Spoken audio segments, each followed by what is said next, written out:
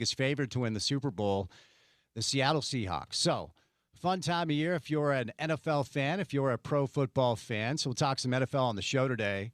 We'll do some college football, of course, with the coaching carousel winding down now as both Utah and BYU appear to have their staffs in play and in place. Transfer portal is open for another couple of days. We'll give you the latest on both Utah and BYU. The news for BYU is really good over the weekend with some of the guys that are coming back. For Utah, the latest that we haven't talked about since you and I last spoke is it is official, as we thought it was going to be. J.J. Buchanan is headed to Ann Arbor to play for Kyle Whittingham. Dylan Raiola is headed to Oregon, but we're not even sure if he's going to be the starter next year. It's a contingency plan in place in the instance that Dante Moore comes back as opposed to going pro. So Sam Levitt looks like he's going to head to play for Lane Kiffin at LSU after the chaos in Washington came to a close. A lot to do on the transfer portal side of things, though, as we await the College Football National Championship coming up on the 19th. It is Miami and Indiana for all of the marbles. Latest in the NBA, we're a few weeks away from the NBA trade deadline. The Utah Jazz see an old friend tonight in Cleveland, and the Cavs have struggled this year. Donovan Mitchell and the Cavs, 22-18. The Jazz are 13-25. Jazz continue to set history in the wrong type of way. They're already the worst defensive team in the history of the Utah Jazz organization. Quite frankly, this is probably the most pathetic stretch in the history of Jazz basketball. And they upped the ante with the worst loss in Jazz history over the weekend of the Hornets by a score of 150-95. I turned the game on. It was 40-14.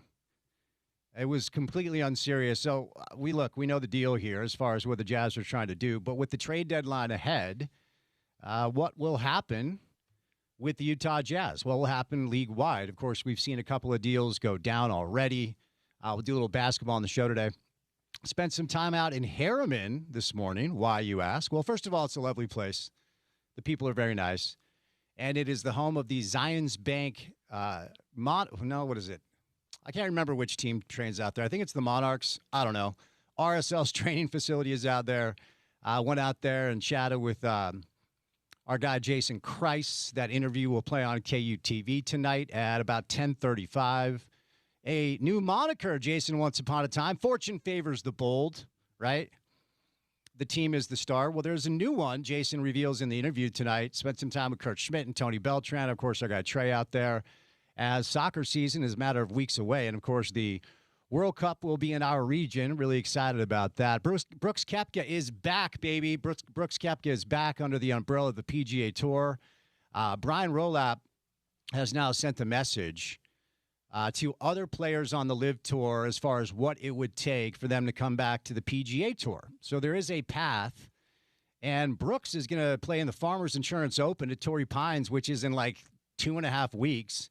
He'll also play in the Waste Management Phoenix Open, a golf tournament for rejects and alcoholics, folks just throwing beer cans on greens and such. I've never been, but it looks like quite the scene. So Brooks Koepka back in the fold of the PGA Tour. Jam-packed show, lot to do. Not the least of which, and we'll start the show off today with a really fun night at the Huntsman Center for a number of different reasons as Utah and BYU played basketball on Saturday night. It was a really good game. Really good game. We'll get to it. But good guest list on a Monday. Ben Solak will be our first guest. Ben covers the NFL for ESPN. The incomparable Ian Eagle joins us today. He does NFL and NBA. Quite frankly, does everything. Does a little college hoops. He does some golf. So we'll bounce around with Ian today, one of my favorite guests. Sammy Mora, our friend from Ute Zone, will get the comprehensive who is coming back and who is leaving for Utah football with Sammy stops by. And Chicago Bears fan and Michigan Wolverine fan, good friend of the show, good friend of mine, Tony Parks, will stop by during the 4 o'clock hour. We'll kind of bounce around with Tony on the show today. Ben Solak, Ian Eagle, Sammy Mora, Tony Parks, me, Spence Checketts, all of you, the great listeners, happy Monday. Porter is off today, but this young man wearing a Ute Proud hoodie is filling the fold. Zach, young fella, are you ready to go today? Oh, I'm so ready. Yeah, I mean, I produced that men's basketball this weekend. That was a crazy, crazy game. Yeah, it was. So just kind of witness and listen to. And then I had it on this TV, too, because it was on ESPN. And I was like, all right, you know what? I'll just turn the TV on. But, no, that was a great game. I think that's the best basketball that the U men's team has played so far. Women's is on a roll. They swept Kansas and Kansas State on a Kansas road trip, which I think is a big deal, and I think it's going to help solidify possibly a March Madness tournament for the women's team. Yeah, for sure. Coach Gavin Peterson has the women playing really well. So Zach along for the ride today as Porter's taking a little time off. Our first guest will be Ben Solak. Our buddy Ben Solak covers the NFL for ESPN. But before Ben stops by, on this Monday afternoon, courtesy of our good friends at Prize Picks, it's time now for your opening tip.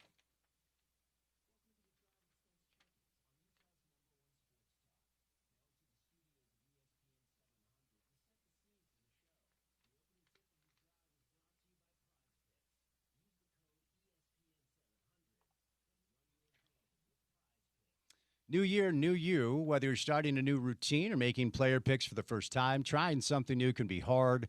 But in life and on Prize Picks, it's always good to be right. With high-pressure playoff matchups every weekend and elite hoop action almost every night, the action never stops, and Prize Picks lets you take control. Find your community on Prize Picks with a new social feeds feature. You can share Prize Picks with your friends and copy lineups from winners with a single click.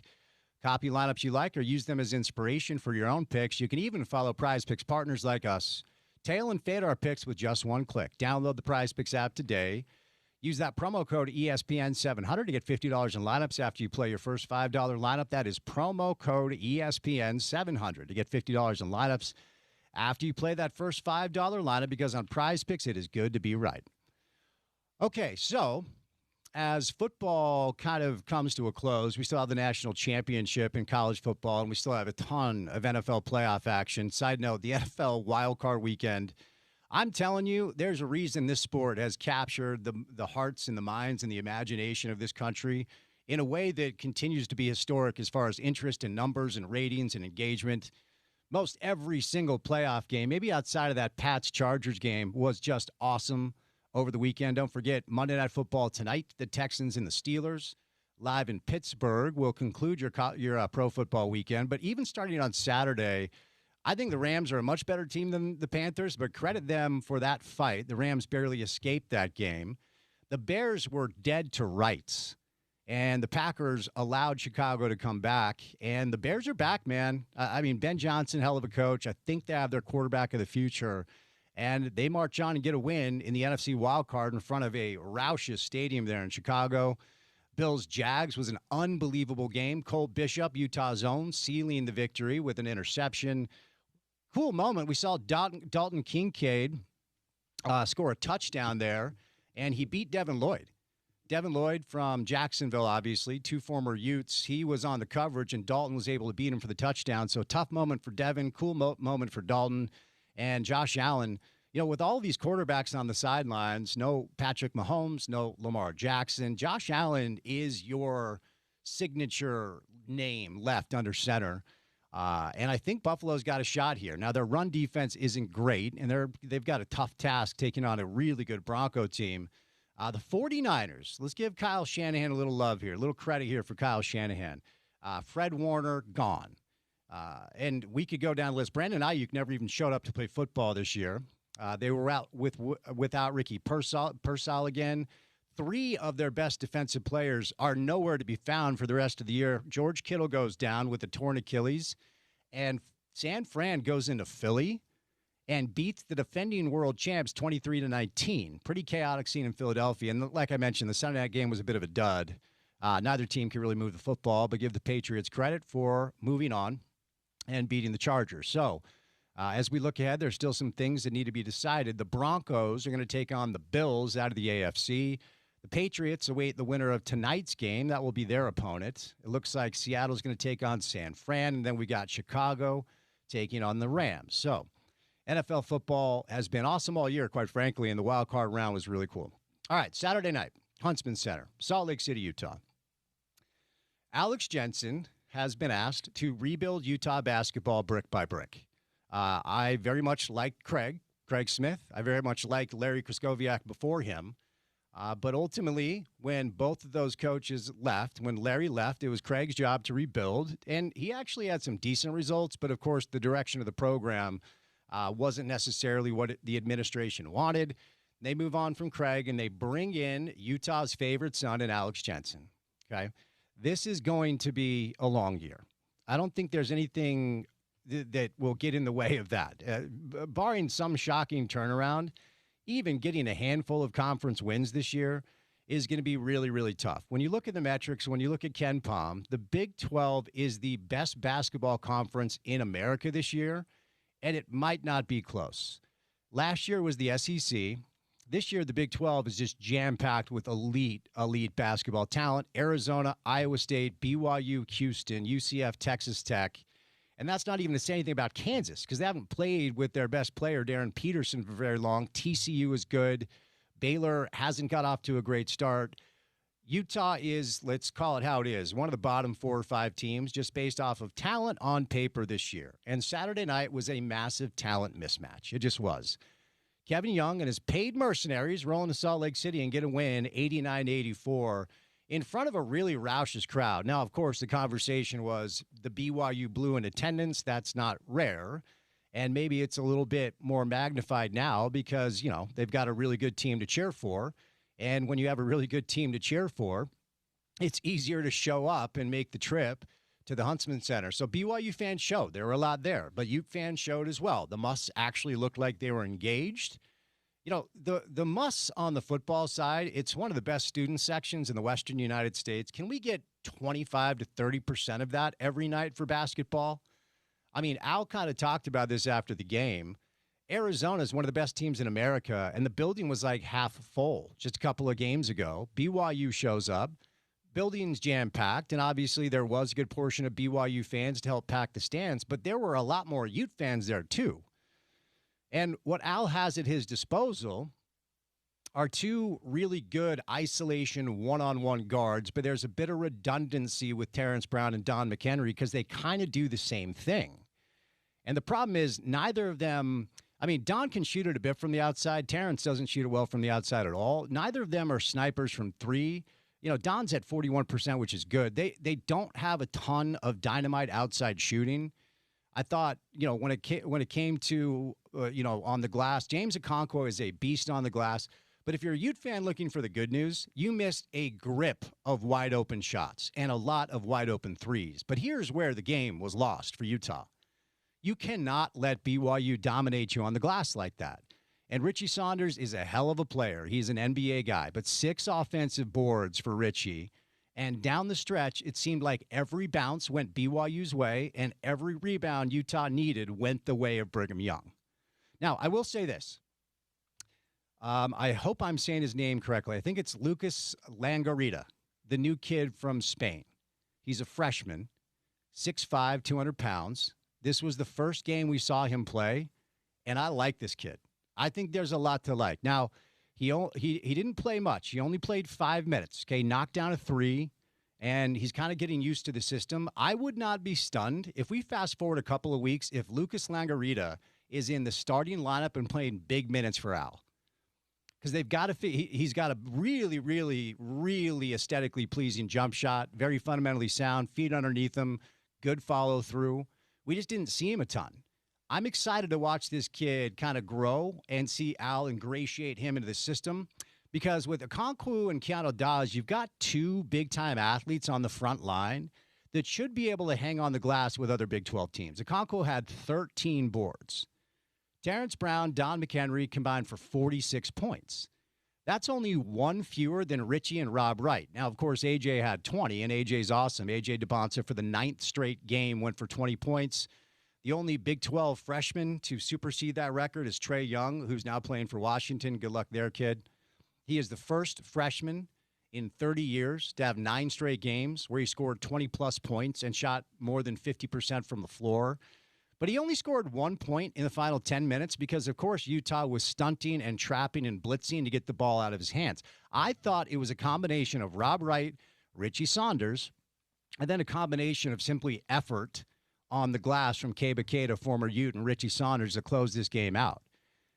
The Abdullah Ahmed kid who was just in the G League, but again, if you have the kind of bag, the kind of money BYU basketball has, you can go out and buy these players and put together a really good team, and that's what they've done. AJ's awesome. He's going to be one of the top 3 picks in the NBA draft. He might be number 1, but this was a game that was won or lost with effort on the glass from Richie as well as Keba Keita. And on the other side, just way too many wide open threes missed by Utah. Terrence had a couple wide open threes. Don had a couple wide open threes. The Traore kid, this is thought to kind of be his thing. He had 3 wide open looks. You got to knock down a few of those shots. You got to go get the ball when, ultimately rebounds are needed. And you win that game. I heard Al say after the Arizona game, Arizona came in here and beat Utah by 19. He said to his team, that was a winnable game. If we do this, that, it wasn't. Sorry. Love Al. That's my guy. But the BYU game was very winnable. I don't believe in moral victories. Like a lot of BYU at one point was favored by 17. I think the line settled at 14.5, and they only won the game by 5. And I've heard a lot of people kind of taking victory laps for that. Let's not do that, okay? If you're old enough to remember Utah basketball in a certain way, we're not taking moral victories because we only lost by 5. I'm sure Alex is not doing that at all. But for one night at least, I thought it was a lot of fun to watch Utah compete with a really good team, and I give BYU a lot of credit for going up to the Huntsman Center and getting a really gutsy road win. Utah basketball back in action coming up on Wednesday against Texas Tech. All right, we'll catch our first break this Monday show. We'll switch gears. The NFL playoffs have been awesome. We'll do some wild card review. We'll preview the weekend ahead and give you a comprehensive Monday Night Football preview as Ben Solak is our first guest on a Monday Drive, and it's good to have you along for the ride right here on ESPN 700.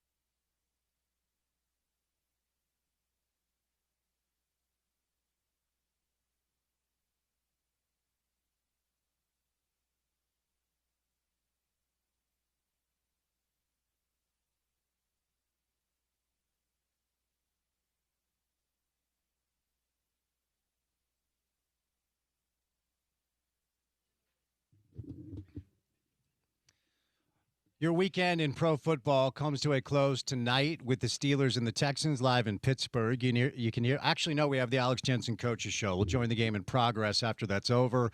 But what a weekend of pro football, and we are lucky enough to get our next guest because he is a superstar. After starting his career on this show, we've been over it. Ben Solak from ESPN. Hey, buddy, how are you? I'm well, Spence. How you been? I'm good. So I'm just going to ask straight up, what was your favorite game over the weekend? You just take a stab at whichever one you want. I think Bears-Packers. I was at Bears-Packers. This is the second Bears-Packers game I've been to in Chicago. It was the second one that was bananas down the stretch in the second half. And I think that, obviously the fallout from that game is what makes it so much fun with the celebrations, with how openly Ben Johnson and the Bears are deciding, hey, we really hate the Packers. We enjoy beating them. Like, this is going to be a thing that matters to us. But it's the experience of watching Caleb Williams when he's at his peak. I think that one of the issues that we have right now in talking about quarterbacks is because we want to lavish praise on everybody. Oh, look at his arm. Look at him escape. Oh, he's so tremendous. That we lose the ability to really, appreciate and identify the rarely physically gifted guys. So many guys are scrambling this year. So many guys make throws outside of structure. What Caleb can do in terms of ball velocity, in terms of quickness and escapability, in terms of throws from bad platforms on the move, not facing his receiver directly, is really, really like blue chip elite 99th percentile. I am so glad I am alive while this is happening caliber stuff. Like it's him and Josh Allen in terms of the pure physical achievement of the plays that they construct on the field, and getting to see that in a playoff environment on 4th and 8 in spectacular fashion, recovering the win and getting it over the Packers.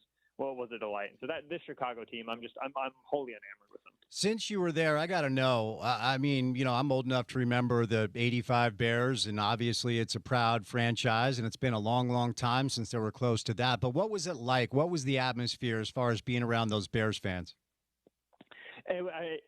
It was as you would expect, right? Walking into the stadium pregame, the snow was coming down a lot more than it was actually in the game. But when the snow felt like it was coming down, you could get a sense of like, oh, like this is what we've wanted. We wanted to be sitting at home in a January playoff game in the snow. This is Chicago football. Obviously, who knows how much longer Soldier Field will see home playoff games, right? So there was a great sense that this was precious, right? That this was valuable and that this was rare and exciting. And then there were the moments in the third quarter where the crowd is still in it for every defensive stop, even as the offense was only getting field goals, right? And it felt like they weren't actually going to bring this thing back. They watched 6 comeback wins before that one. The wild card win was the 7th comeback win. There was a sense of, intimacy and familiarness of like, no, we know this team will pull themselves out of this tailspin if we just stick with them long way enough. It was a special environment to be in for sure. What is the Ben, what's the Packers takeaway here? I mean, Jordan Love played his college ball up in Logan. We always cheer for our local guys, and everything we're reading is that LaFleur is going to keep his job. But that was a collapse of epic proportions. What happened? What was it? Play calling? Was it execution? And what do you think is next in Green Bay? Yeah. So one thing I will say about the reporting LaFleur is going to keep his job is I do think critically though the reporting is LaFleur and the Packers are going to be working together to come together on an extension. And what that reporting is saying without saying or hasn't been said is, listen, LaFleur and the Packers have been working on an extension for quite some time, right? I mean, the LaFleur and the Packers have been good, and they've won playoff games, and they've shown up in the postseason, and Jordan Love's been good. And so LaFleur and Packers brass has been trying to find an extension for him for quite some time, and they are still working on that, but obviously it has not yet been done, which implies to me the sides are quite far away. And I think it is hard from a leverage negotiating perspective as a coach to get what you want after you end the season on a 5-game losing streak and you lose to the Bears in Chicago in spectacular fashion, and the entire franchise gets to, take victory laps talking about how much they hate you and yada, yada, so on and so forth. And so while I do not think we're going to, wake up tomorrow morning to a Packers have fired Matt LaFleur tweet, I would not be at all surprised if we go the entire offseason with the Packers and Matt LaFleur have failed to come to terms on an extension, and he will be entering the season kind of coaching on the last year of his current deal. And so there is a little bit of a simmering that happens in Green Bay. This is not unique, but this is rare in the league because the Packers are actually might let a coach get to the end of his contract deal. You're seeing this happen in Pittsburgh with Mike Tomlin as well. Typically, most places this doesn't happen because owners burn a ton of money and they move so fast that you never see that guys either get extended or get fired way before their deals come to expiring. But Green Bay obviously is run a little bit different, and so you actually have the potential for a coach coaching on a contract year. So my guess is going to be that LaFleur's the coach in 2026. My thought is LaFleur's one of the 32 best head coaches in football. They have a very good offense. This will all probably come out in the wash next year when they get a little bit luckier and they're not as injured. But it is a weird situation in Green Bay relative to other tenuous owner-head coach relationships. Since I mentioned Jordan, like I said, we like to track our local guys, and obviously sat behind Aaron for a little bit. And since he's taken over, I think he's been really, really good. We were hoping to see one more step forward. This year, obviously it didn't go down. So just where are you at with Jordan Love both now, and are you bullish on him moving forward? Jordan Love's a good quarterback. I'm bullish on him moving forward. The end of that game was frustrating. But, man, he was making some throws. I mean, especially once it was like, all right, shoot, push is coming to shove. This is a one-score game. We got to move down the field. I mean, the arm talent and the accuracy, especially down the field, especially, under pressure, is impressive, without question. There are consistency frustrations at times, but I think the ups and downs of Jordan Love are much more so he's at times hot and he's more streaky, as opposed to other quarterbacks who the inconsistency is debilitating, right? Caleb Williams has inconsistency. Baker Mayfield has inconsistency. When they hit their valleys, the offense is bad. Jordan Love's valleys are like, all right, the offense isn't great. You know what I'm saying? I think overall he's a smoother experience. So the physical, the ceiling is great. The physical talent is great. And to me, like, there's just continued smoothing that may not happen and may always keep him as like a B tier quarterback instead of an A tier quarterback. But you still should have faith that as the guy matures, we experience that. We saw him previously be a high interception quarterback, and he started to remove those from his game, emphatically. And so I'm still believing in buying stock on Jordan Love overall. Let's move over to Rams-Panthers. At one point, the Rams were the Vegas favorite to win the Super Bowl. I think that's Seattle now. Matt Stafford still might be your MVP. They were favored by, I think, 10.5, but the Panthers gave them all they wanted. What'd you make of that game? Yeah, I was very impressed by the Panthers' performance in that game. I was still driving to Chicago during the first quarter, and so I see 14-0. I go, okay, this is kind of as everybody expected. And my viewing experience of the game live was, hey, the Panthers are the better team here, And then you go back, you watch it through. The Panthers have deficiencies in their defensive secondary, right? Especially once J.C. Horn went down. They were going to give to Stafford and the Rams eventually, right? Stafford kind of dealing with injury, and they had a couple of drops. But overall, like, it was a defense that was terrible in 2024, got some talent in free agency in 2025, but was always going to be a little bit of a multi-year rebuild.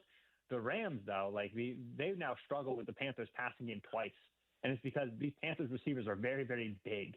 Tyrell McMillan, 6'4", 215. Jalen Coker, 6'3", 210.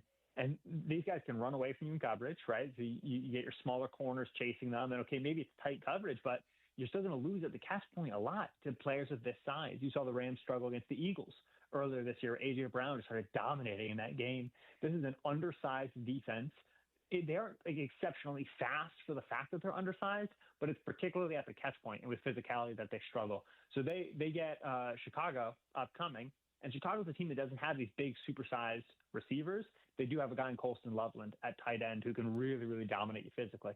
And so they need to figure out what their solution is to big players at the catch point. Otherwise, they're just going to get big boyed. A lot of these games, they're going to have to play more of these shootouts, and that's a hard way to get to the Super Bowl. Bills go down to Jacksonville and get their first playoff road win since your boy was a sophomore in high school, and I'm a lot older than you are, Ben. I'll leave that there. Josh Allen is the guy now as far as, I'll just say brand quarterbacks left standing, and who doesn't love Josh Allen?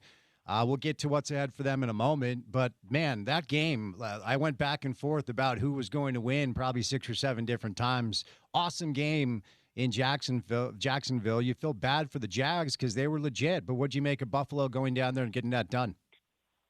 Yeah, this was the hardest game for me coming into the week. So it was really tough to pick, 50-50, don't know who's going to win. And then it's played out, an extremely close game, came down to some final drives, ends up a 3-point game. Lawrence ends up with the interception there to end it. And so coming out of it, I don't want to have any big takeaways, right? So I thought it was going to be really close entering, and it was really close all the way through. And so you don't want to make wide sweeping generalizations off a game like that. To Jacksonville's then, I'll say that they struggled with the pressure. Josh Allen was 4, and Josh Hines-Allen has been a great defensive end for them for years now, but their depth is an issue. You'd like to be able to have a deeper stable of rushers, be able to play some guys in the interior, and that's a depth issue for them. They'll get addressed this year. And then on the Bills side of things, you saw Khalil Shakir be a high-volume player for them, which I think was really important. He had 12 catches, a new career high, because they need to have some threat at the receiver position, right? Brandon Cooks had the one big catch. It's kind of what you need from him right now in order to be viable as an NFL offense.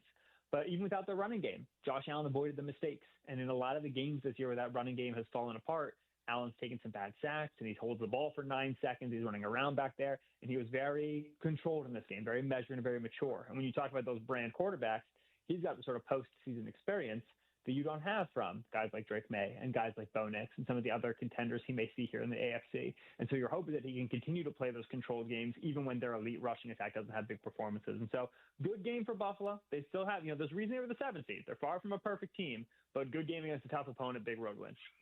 Let me follow up on a point you just made before, because we got to talk Niners. We got a lot of Niners fans in this market.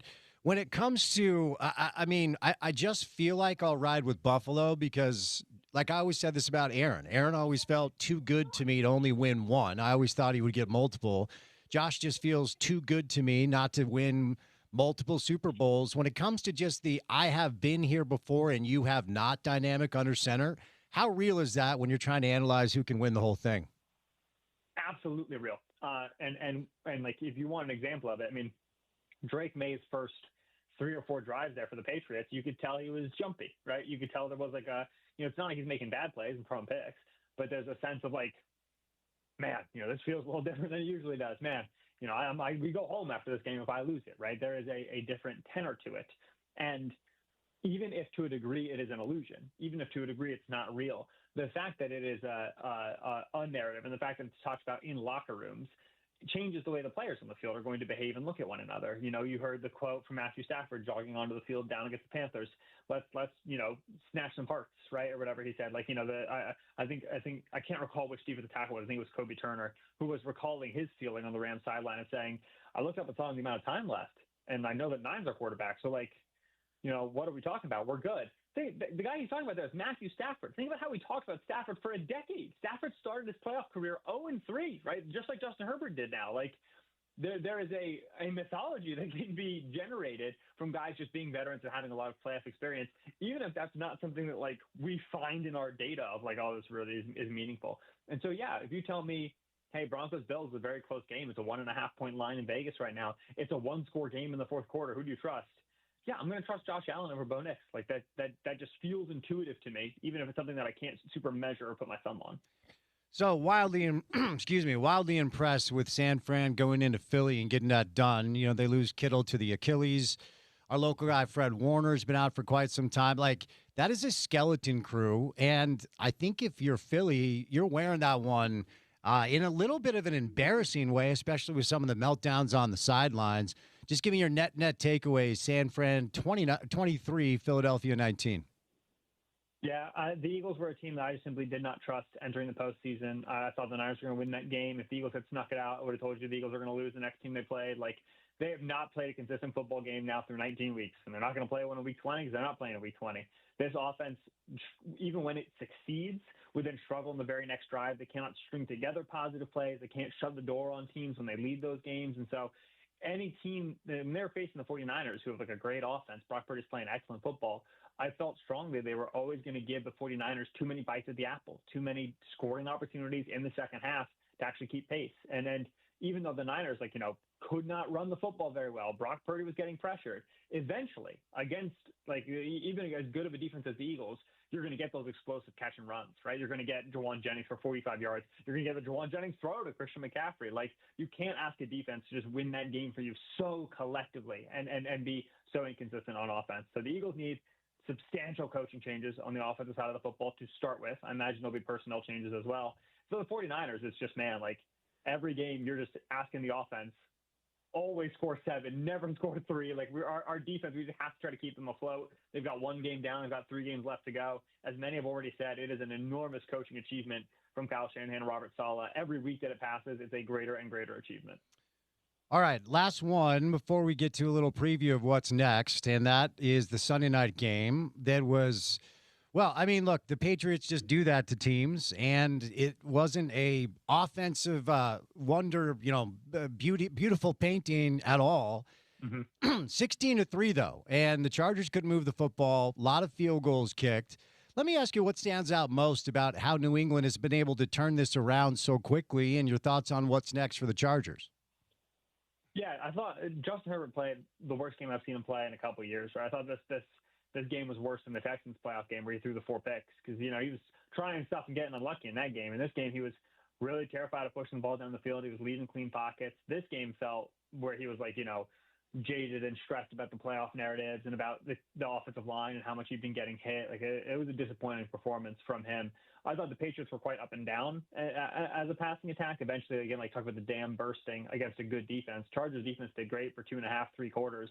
You just can't give a good offense, good quarterback, good coaching that many chances and expect to walk out of there unscathed. I'm always impressed by the Patriots' depth of options, right? It's so easy to forget in the Drake May excitement and with the Stephon Diggs and, Travion Henderson, rookie, performance, whatever. Ramondre Stevenson had an excellent game. Ramondre Stevenson is a great player for them. Hunter Henry, multiple tough catches. Hunter Henry's a great player for them defensively, right? They just have Carlton Davis had key plays. Marcus Jones had key plays. Caleb on Chasen had great plays. They just have guys on guys on guys on guys. Not a roster of stars, but certainly a roster of really good, A-tier to B-tier players. And that's valuable in the postseason, right? A lot of this is about who's healthy and who doesn't have weaknesses. And so not a strong Patriots game at all. I'm still a little bit suspicious of that team just because they had a soft schedule. They haven't played a lot of playoff opponents, and they are pretty young. But in general, they have a deep stable of dudes who can make an impactful play on any given week. All right, the weekend wraps up tonight, and man, the over/under is 38, and obviously the Texans' defense is probably the best in the league. I'll leave you to let me know whether or not you agree. How do you see this playing out when it comes to this back and forth? Is it going to be super low scoring? Is this all about defense? How's it going to go tonight in Pittsburgh? I don't think it'll be super low scoring. I do think it will be a defensive game, but both offenses are quite capable of huge explosive catch and runs, right? Like if you get the one nice DK Metcalf connection, that one can go to the house. Nico Collins, the same thing. And so it might be like muddy and mucky and grimy, but I also wouldn't be surprised to see some big touchdowns and some turnovers, both sides of the ball, both teams, that then create short fields and scoring opportunities for the defenses. In general, the Steelers are really not well equipped to play a defense like Houston. If Aaron Rodgers does anything still at a superhero level at his current age, it's his ability to diagnose coverages pre-snap and to get you into good offensive looks.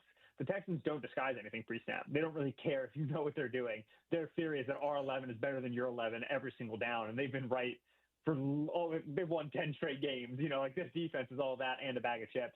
And so Rodgers, he needs yards after the catch for his offense to thrive, and he needs to get you into bad defensive looks. And the Texans are just kind of immune to both those things because they tackle so well and they play so simple. And so I think it's a Houston win. I could see the Steelers defense hanging in place enough to make it close, but Houston feels to me like a much better team. All right, before I say you lose, let's look ahead real quick. We get Broncos-Bills, and of course, based off proximity, we have a ton of Broncos fans here in Salt Lake City. A lot of excitement as the Broncos are as for real as they have been a long, long time. Our guy Garrett Bowles having a great year, former Ute. As I referenced, I feel like I'm kind of riding with Josh until he shows me that he's done this season. It just kind of feels like it might be his year, but it's so wide open. What do you make of Broncos-Bills next week? Yeah, I'm sure many Broncos fans listening to this will know that I've been critical of Bo Nix. I've been critical of the Broncos. They're not a team that I've really believed in over the course of the season. I think they matched up quite well into the Bills. And I know the Bills were the team that knocked them out of the postseason last year. I think that Bills team was very different in terms of how good they were passing the football and some of the receiving weapons that they do and they don't have. And then this Broncos team, I think, is remarkably different. Bo is clearly better. They have a better group of wide receivers, some stronger players at that position. And then defensively, they've evolved. And I think they've become a lot more versatile in coverage. And so I early doors, I think the line of 1.5 feels right. I think it's a 50-50 proposition. The Bills are currently favored. I don't think that's correct. I think the Broncos should be a slight favorite. If you made me pick right now, water gun to my head on a Monday, I think I take the Broncos to win that game over the Bills. We'll see how things play out over the course of the week. Kind of already gave us a little Bears-Rams breakdown, so let's move over. I don't know how San Francisco keeps this going. Do you give them a shot next week against the Vegas favorite to win the Super Bowl, Seattle? I do, because it's really hard to play a team for the third time. If you go look at the historic sets of three-peats, right, where we have divisional rivals play themselves in the postseason, there's nothing to be learned, which leads me to believe there's no consistent if you win two, you win the third. Oh, if you win two, you lose the third.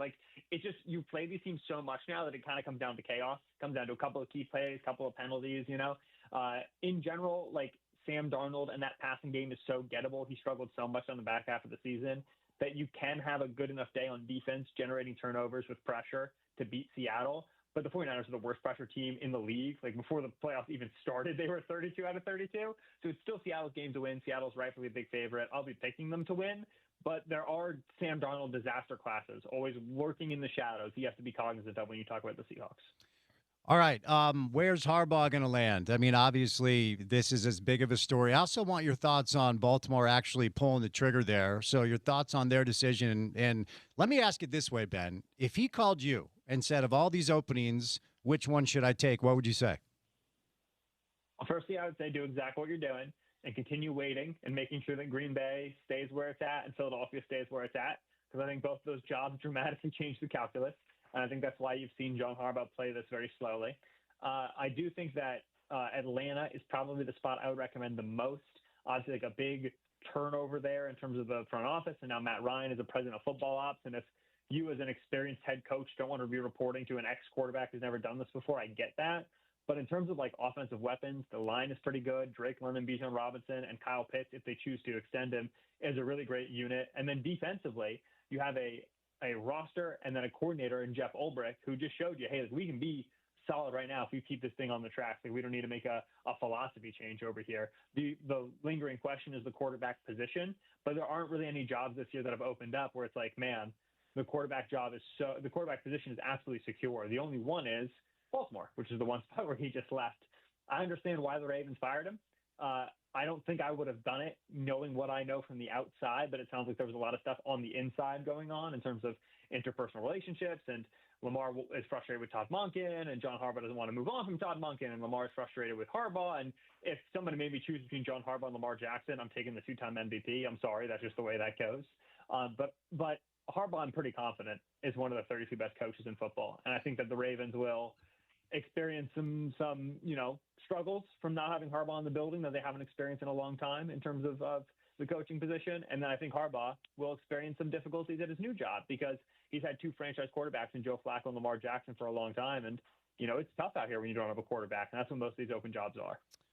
All right, who you got? AFC, NFC? Who do you think we're going to see play in the Super Bowl? And if I asked you for a pick today, Ben, where would you go? My preseason pick was Houston. My postseason pick before the playoffs was Houston. It'd be really dumb to still pick Houston because they have to win 3 games. Everybody else has to win 2 games just because of when they've played. But I'm still picking Houston. I think that team is really complete. I love C.J. Stroud. I love D'Amico Ryans. I think the defense is the best unit in football. So they got to win 3 road games, but I've seen crazy things happen before. So I like Houston, the AFC. NFC is tough, man. I tell you, we got 4 teams left. I don't trust one of them. I think the best unit is the Seahawks defense. And I did see Seattle play good offensive football for the first 10 weeks of the year. So I know it's in there. So Seattle will be my pick by default. But I will say Rams-Seahawks 3-peat game, with how lucky the Seahawks got in that second game to win that one. If we get a Rams-Seahawks NFC championship, I would not be surprised to see the Rams win that and be the team actually represent. So I'll go Seattle and Houston for now. But NFC is tough to choose. Since I don't get you very much anymore, give me a little hope as a lifelong just suffering fan of the New York Football Jets. The video that surfaced this year, that poor kid, I mean, I've got a son that's about that age. What would the kid say? He felt seen, right? He spoke for all of us. Give me a little hope for my Jets, Ben. Jarvis Brownlee Jr. looked great this year. I like that trade. Malachi Moore was a nice pick in the 4th. Azaria Thomas, 3rd-round pick at corner. I thought he looked quite good. They filled him for Sauce. That's exciting. Juwan Briggs, I thought he was a good pickup. I think nice little play there on the defense side of the ball. I think Omar Menbu looks good. I can name more good Jets players if you like. That's pretty much all I've got right now. All right. Well, it's my own fault for choosing this pathetic football team. Ben, keep up the great work, man. I appreciate your time today. Enjoy the games, okay? Yeah, you take care, Spence. Be well now. All right, Ben Solak. Man, we started interviewing Ben when he was like a blogger. And now he's at ESPN. He's one of their top analysts. I always appreciate Ben's time. For his work, you can find him at Benjamin Solak on X or Twitter or whatever we're calling it these days. Brought to you today by our good friends at Wasatch Wagyu, a new sponsor of the show. Start 2026 off right with a juicy prime cut of Wasatch Wagyu beef right out of Heber, Utah. All the cows are bred locally, and they produce some of the best Wagyu beef around. Premium legit Wagyu beef, New York steaks, 100% Wagyu burger beef, roast tomahawk steaks, fillets, and now premium Wasatch Wagyu beef jerky in a bunch of different flavors. So I want to give a special shout out to Greg and Stacy. They've been on the show for about a month now, and up until last week, they were giving you 10% off their stuff. Well, they've upped the ante, and this is the same promo code I use. You get 25% off now. You go directly to wasatchwagyu.com. Check out their menu, pick what you want, and get a limited time discount on their Wagyu beef, which is 25% off. Just type in ESPN25 at checkout. That's ESPN25 at checkout. You get 25% off your entire order. I ordered a grip of New York steaks last week. They showed up to the house because they will deliver them for you. You can go pick them up as well up in Heber, but enhance your new year with Wasatch Wagyu at wasatchwagyu.com. Monday Night Football tonight features the Steelers and the Texans. The Texans, Ben Solak's pick to win the Super Bowl this year. So we'll catch a quick break. We've got 1 hour down, 3 hours to go. The incomparable Iron Eagle will start out our 3 o'clock hour. We have Sammy Moore from Ute Zone for the latest on Utah football. Then Tony Parks live in studio, jam-packed Monday show, and it's good to have you with us right here on ESPN 700.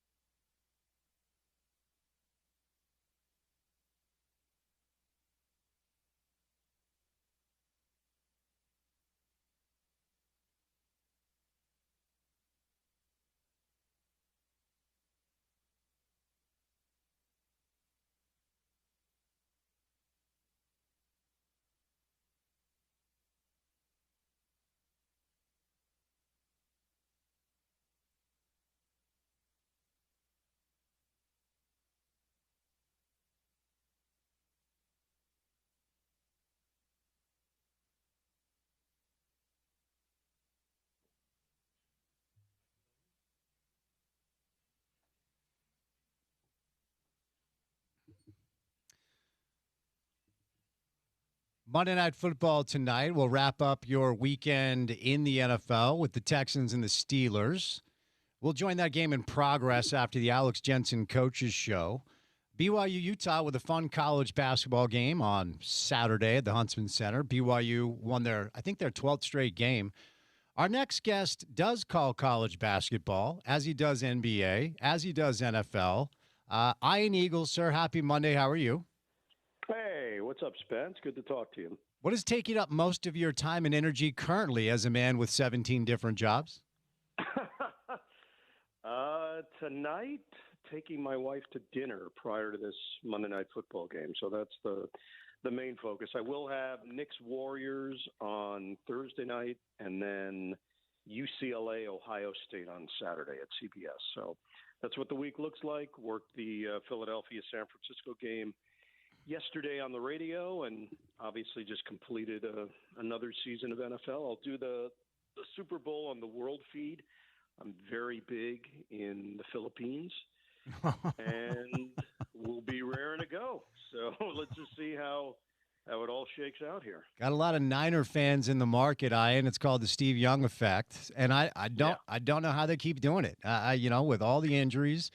Fred Warner played his college ball at Brigham Young, and of course they lose George Kittle to an Achilles injury early. Yep. Meltdown of epic proportions on the other side. But what'd you make of what San Fran did? Yeah, throw Nick Bosa in there as well, losing one of the top-notch pass rushers in the NFL early in the season. They have been so resilient. I just think this team understands the task at hand, and they're connected together. They continue to amaze me in how they win games. Sometimes it is the defense that comes through. And in my mind, the defense was just extraordinary against a Philadelphia team that everybody just assumed, oh, yeah, they could turn it on. They're the Super Bowl champions. They'll discover the magic formula, the offense. Yeah, that's not who they really are, what you saw this season. No, it is. They were uneven all season long, and they were completely uneven in their one playoff game. There's something deeper going on there. There's no doubt about it, and they're going to have to sniff it out and figure out from a chemistry standpoint who needs to stay, who needs to go moving forward. Probably going to be some changes behind the scenes within the coaching ranks, but they just never got it rolling. Meanwhile, San Francisco just finds ways to win. I was blown away by Brock Purdy, by how he carries himself, by the calm in which he plays, and the tone it sets for his team.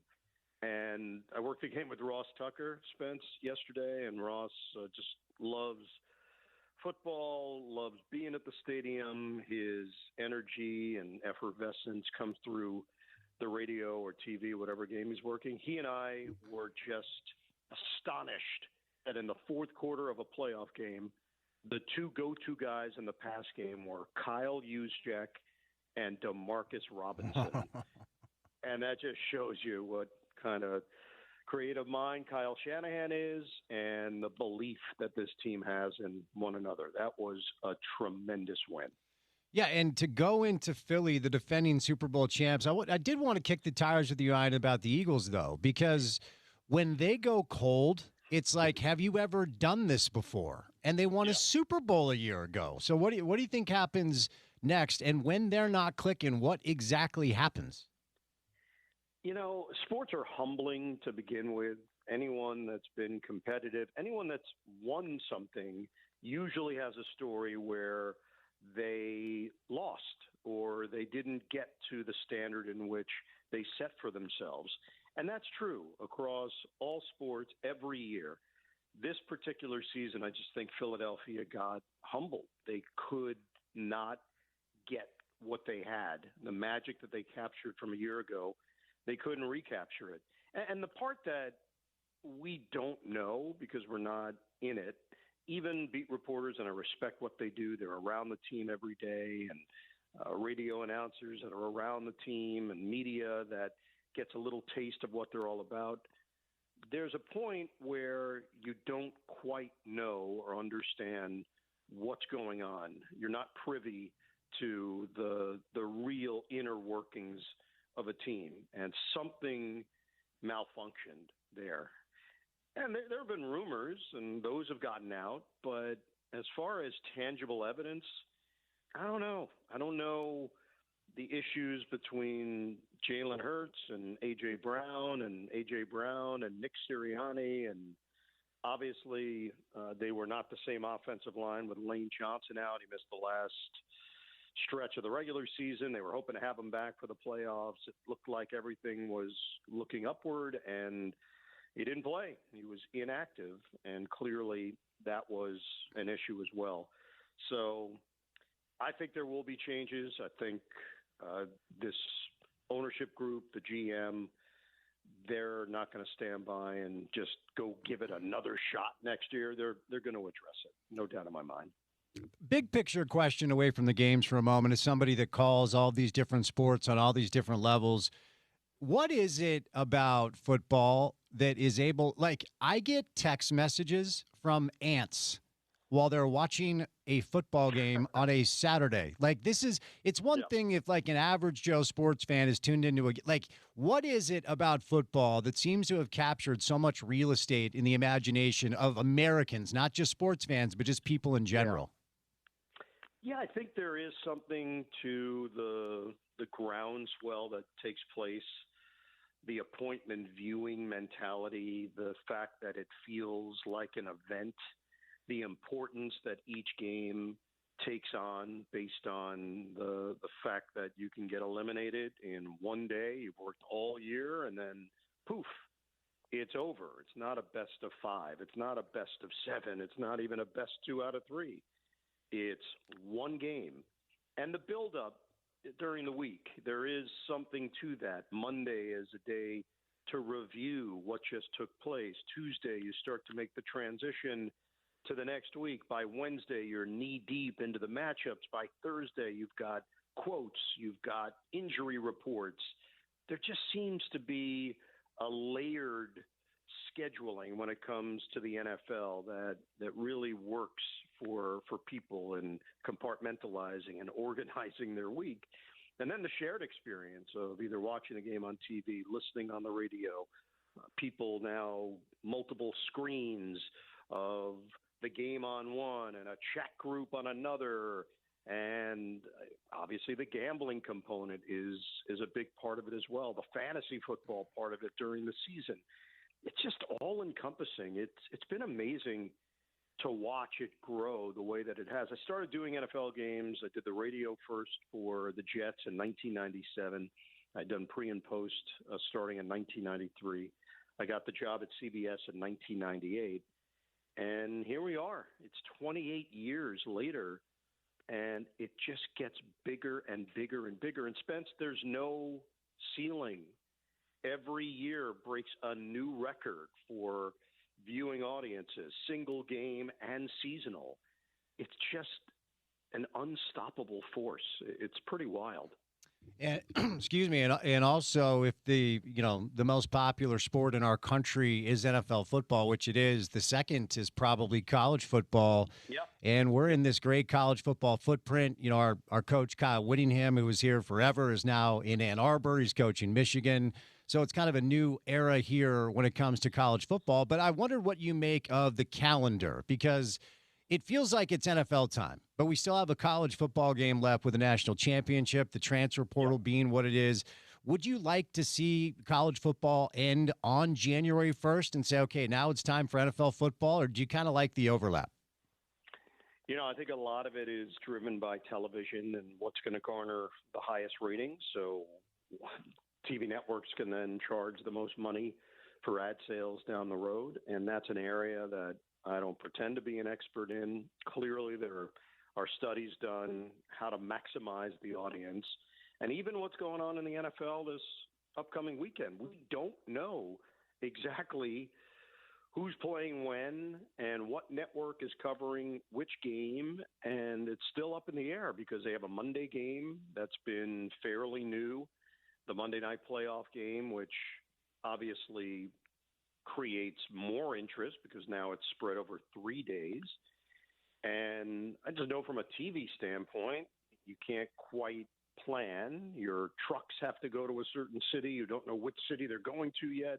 Your crew has to be booked on flights. These are all things that are dealt with and are not huge storylines in the grand scheme of things, but it just goes to show you that it's all about maximizing. And I think college football is in the same boat. They want to get the biggest number they can get. And clearly they've determined that they can best do that by spreading it out and trying to create some interest in this tournament. And because that's what it is. And Spence, at some point, I'm sure we'll be together again to discuss the NCAA tournament and how that's set up and why the Saturday, Monday has worked for them and the build up Thursday, Friday, Saturday, Sunday, taking those 4 days. It's all designed with the greater picture in mind, which is how do you get the most eyeballs to the TV screen? That is such a competitive area, and it's also why live sports reign supreme. You have to watch it. You can tape it, but you're going to know what happened. You can DVR it, but you're going to hear the result. It's one of the few things that you have to be on top of if you want to be in the know and have the kind of conversations that you want to have as a sports fan. For sure. And it's why, like, the, not just the business, but just the product overall of sport is in such a good place as we move into this weird future where AI is taking jobs and, AI, the whole thing is like, we don't just want to replace your TV show. We want to replace your mother. We want to be your constant companion. I feel like the future of sport is in this really good place because humans will always want to witness extraordinary achievements done by other humans. You know what I mean? Yeah, I think that absolutely resonates. I do think there's a sense of community that in the current setup of our culture is important, that people find connectivity in some way. And maybe you don't agree on certain things, but you do agree on that team that you love, whether it be collegiately, professionally. That, to me, still has tremendous value in our society. It's real. It's a real thing. As other parts of our world may erode or are not exactly what they used to be like, this grows. And there's a place to share your feelings, whether it be sports radio, whether it be social media. There's always someone that wants to chat about sports, and that's what creates the interest that it's created, and it's why you and I are having this conversation right now. It's not going anywhere.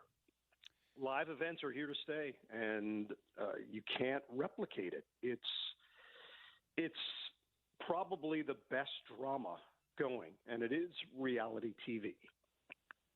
The only form of it, quite frankly, the truest form. None of these other shows are real. They're all scripted. And also, like, I don't want to delve into the whole, like, hey, we're so polarized and divided when it comes to society, but we are.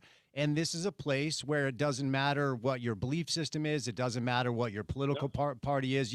You can come together to cheer for the same team over the course of a few hours, put differences aside. And excuse me, at the end of the day, it is fun. It's supposed to be fun, right? And so is it still fun for you when you show up? Is it still fun for you the way it was when you first started?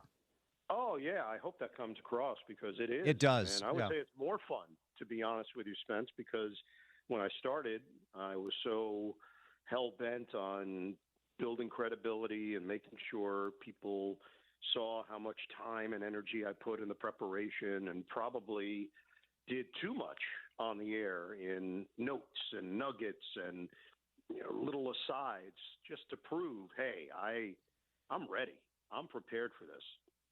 Now I'm more focused on flow of broadcast, what works in this moment. The audience doesn't know what they don't know. I'm not going to just hit them over the head with information that they don't need. If it pertains to what's happening, then I'll go with it. If I don't use 60% of the material that I prepared, I'm okay with it. And I realize that The real connection that's made with the audience now is on a human level, where you're relatable and fans can connect with you because they can sense your energy and the fact that you want to be there, that you want to be doing this, that you want to be in that chair, you want to have that headset on, you want to be in that stadium. And that, to me, is the secret sauce to all of this. That's genuine and coming from a real place.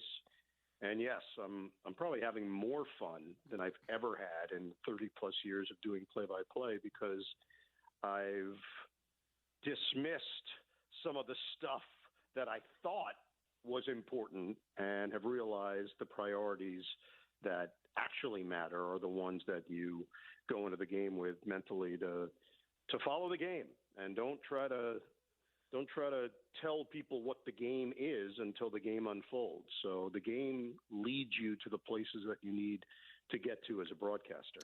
It does come across that you're still very much enjoying your craft, but you bring up a really interesting point, because over the years in this business, then prior to me getting into media, just growing up in the thing, the self-importance of broadcasters always has struck me as odd and still does. And you kind of have this approach where you're self-effacing. You don't take it too seriously. No. I wonder what this is going to sound kind of weird. When did you feel like, because I can relate to, certainly, because it's been 20 years for me now. And the first few years on air, I was over the top, like obsessed about being prepared every day to go on air. Yep. And I still am, but I don't approach it with the same like seriousness and like intensity that I used to. And I think it helps me relax in general, just like as a person. When did you feel like, okay, I'm good enough at this where I can let the other stuff go and just really be myself and have fun with this dream job that we have? Yeah, I would tell you probably NFL. It took 10, 11 years of getting to that place of being comfortable in how I do it, in how I present it, in how I prepare, and then how I perform on Sundays. And probably the last 5, 6 years, COVID on, where COVID was just so odd. We were in empty stadiums. It was fake crowd noise being piped in. And I think you really figured out who was pretty good at this in those moments. Yeah. Because you legitimately had no stimulus to go off of like you normally do. And it was based on a lot of your instincts. And I think the biggest word for me, Spence, if I look back on it now, I felt this sooner with basketball and with NBA and with college basketball than I did NFL. But the word is command. And do you have command over what you're doing? Do you feel like you are in control of the 3 hours of an NFL broadcast, where the broadcast is going, where you can take it, how you react in the moment? And that's muscle memory and reps and getting to that place where there's not a whole lot that can surprise you, but still a sense of wonder in what you're doing. So not just going to the same places over and over again, but having that mentality that, hey, anything can happen today, and we're here to document it. And that place probably happened for me 2020 or so for NFL. But Dan Fouts and I had 10 years together prior to COVID, and they were great years. I just realized that he had such a terrific sense of humor and a great perspective on things. And I ended up adopting a lot of his approach to my approach in football, which I really needed. I needed to be with someone that had the credibility, but didn't take himself or all of it that seriously, and just went out and had fun. And it did stick with me, at least on the football side. I fortunately had it with Bill Raftery many years earlier on NBA and college hoops, and I think that played a big role as well. I'm going to ask you a question that might be impossible here, but I'm genuinely just curious. If the powers that be or whoever came to you and said, Ian, you are allowed to call one sport now on one level. You can call one sport on one level. Which sport would you choose and why? Oh, no, can't. Yeah, Can't do it. I knew it. Can't answer it, Spence. Yeah. Too too difficult. And I've been so fortunate, truly fortunate, to do a bunch of really big events for different places, different venues, TV, radio, different sports around the world. And I think what you end up doing, at least in my case, you just find the appreciation for not just the events you're covering, but who you're doing it with. And that ends up becoming a bigger part than you ever imagined when you started. So for you, you've been around sports your entire life, and you see what team means and what that actually represents to you in your life. And for me, that's what I'm going to end up taking away from all this is the people that I work with, the friendships that I formed, the responsibility that you feel when you're putting on a TV broadcast, and then the sense of real purpose afterwards that you pulled it off, and the pride that you feel because it was a collaborative process. And ultimately, the events themselves will probably begin to fade away, but the relationships won't. Those are for life. Was this your first year with JJ? Was this your first year together? Yeah. We did one game together last year, a Netflix game on Christmas. It was Kansas City at Pittsburgh. That was his first experience in a broadcast booth. And he had asked me right beforehand, hey, what's the difference? I've been doing studio. What is in store for me here? And I said, I'm going to give you a really simple answer. I said, you've been doing TV for the last couple of years. Today, you're going to do football. And he looked at me and smiled. And then after the game, we chatted with one another. He said, man, you nailed it. That's exactly what it was. I was doing TV, and now I actually talked about the sport that I love, that I've committed my life to, and enjoyed every second of it. So when CBS approached him about moving into the booth for this season, he, I think, looked back on that one experience and thought, well, if that's a snapshot, that means I could do that over the course of 18 weeks. And once I figure out the scheduling and the logistics of it, I could just immerse myself in the two teams that I'm covering each week and get back to what made me love this sport to begin with. And that's exactly what he did. His preparation was elite. His commitment level was exactly where you would want it to be. And then the part that you never know is the performance. He just performed exceptionally well every week. He's a natural at it. He's terrific on camera. He has a great perspective in game. And then the added bonus was personality, that we hit it off from day one, share a very similar sensibility in humor and self-deprecation. And it just all clicked. It was really a blast. Me, JJ, Evan Washburn, our producer Ken Mack, director Suzanne Smith. It was an A+, Spence. It truly was.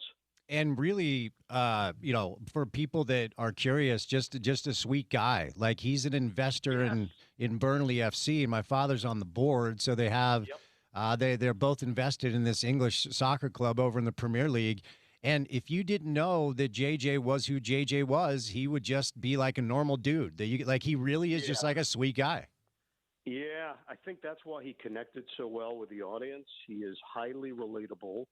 I realize that, let's separate the fact that he's a hulk of a human being, but at the core, he's just a good Midwestern guy that was raised well with terrific parents and brothers, siblings that also followed their passion to play in the NFL. And then you strip everything else away, you've got to hang with your partner for a few days. It's not just you pop in for the 3 hours. You're around one another now for parts of 3 days during the week. And you don't know how that part's going to go. That part went really well because he's a humble person. He's a very curious person. He wants to know about you, and not just me, but everybody on the crew. And I think that goes a long way as you're trying to build chemistry. But I got to tell you, I felt it from the first game. We did a preseason game together, which was kind of a soft launch, Philadelphia and the Jets. And even in that broadcast that was full of backups and it's the final game before the regular season, I could tell that we were going to really click. And then by the time we hit the first game of the season, which was Pittsburgh and the Jets, we were already in mid-season mode, and we were in the second quarter of our first game. So sometimes it's just a good fit, and this one happened to be that. All right, Ian, before I set you loose, one of my best friends, one of my best golfing buddies is Travis Henderson, who spent 30-plus years here with the Jazz, and we lost him to Amazon Prime. And I'll tell you what I like most about what you guys have going on over there is you are really blazing new paths. You're not necessarily – and look, I'm nostalgic, so I love to hear the round ball rock song, and I'd love all that stuff. But it's a fresh new approach, and Trav's my guy. I knew he'd go kill it. You're part of that team. What's it been like to bring the NBA over to Amazon Prime? Yeah, it's been fantastic. Everybody there has come in with the right approach and the right attitude.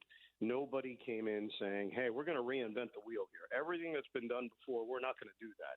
Everybody recognized you have to look like the NBA and sound like the NBA in the beginning, which we did. It looked like an NBA broadcast. It sounded like an NBA broadcast. And there you build trust. You build trust with the viewers. You build trust with the league. And now you can start to try some things. And the thing, I don't know if you've talked to Travis about it, but the thing that struck me is that there are really a lot of smart people at Amazon, not necessarily just in the sports area, that have ideas, and they're willing to try them, and they're willing to give something a chance.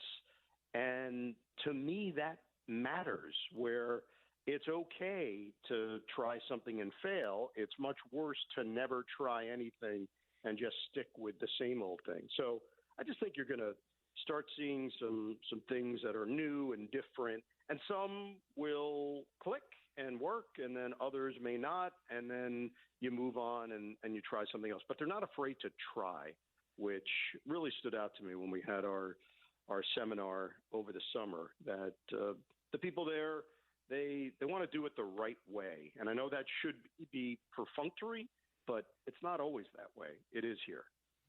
Ian, thank you, sir. We'll set you loose with a much-deserved night off. Enjoy dinner with your bride, and keep up the great work. Love to have you soon, okay? All right. You got it, Spence. Always great talking to you, bud. All right, our buddy Ian Eagle, he has been in the game for a long time and doing it at the highest levels. I'm biased, but I don't know that there's anybody better. You can hear him on NFL coverage. You can hear him in college basketball. He took over for Jim Nantz, so he does all the March Madness stuff, NBA on Prime. Did Brooklyn Nets game for a while. He's taken a little step back because he does everything. He's not on social media because he's a normal human who doesn't live on the internet. All right, we'll catch a break. Coming up on the other side, all the latest on Utah football. Sammy Mora, our friend from Utah, stops by. Tony Parks live in the studio, 4 o'clock hour. Alex Jensen Coach's Show comes your way when we say goodnight. Then we're going to join the Texans and Steelers game in progress. A busy Monday show, and it's good to have you with us right here on ESPN 700.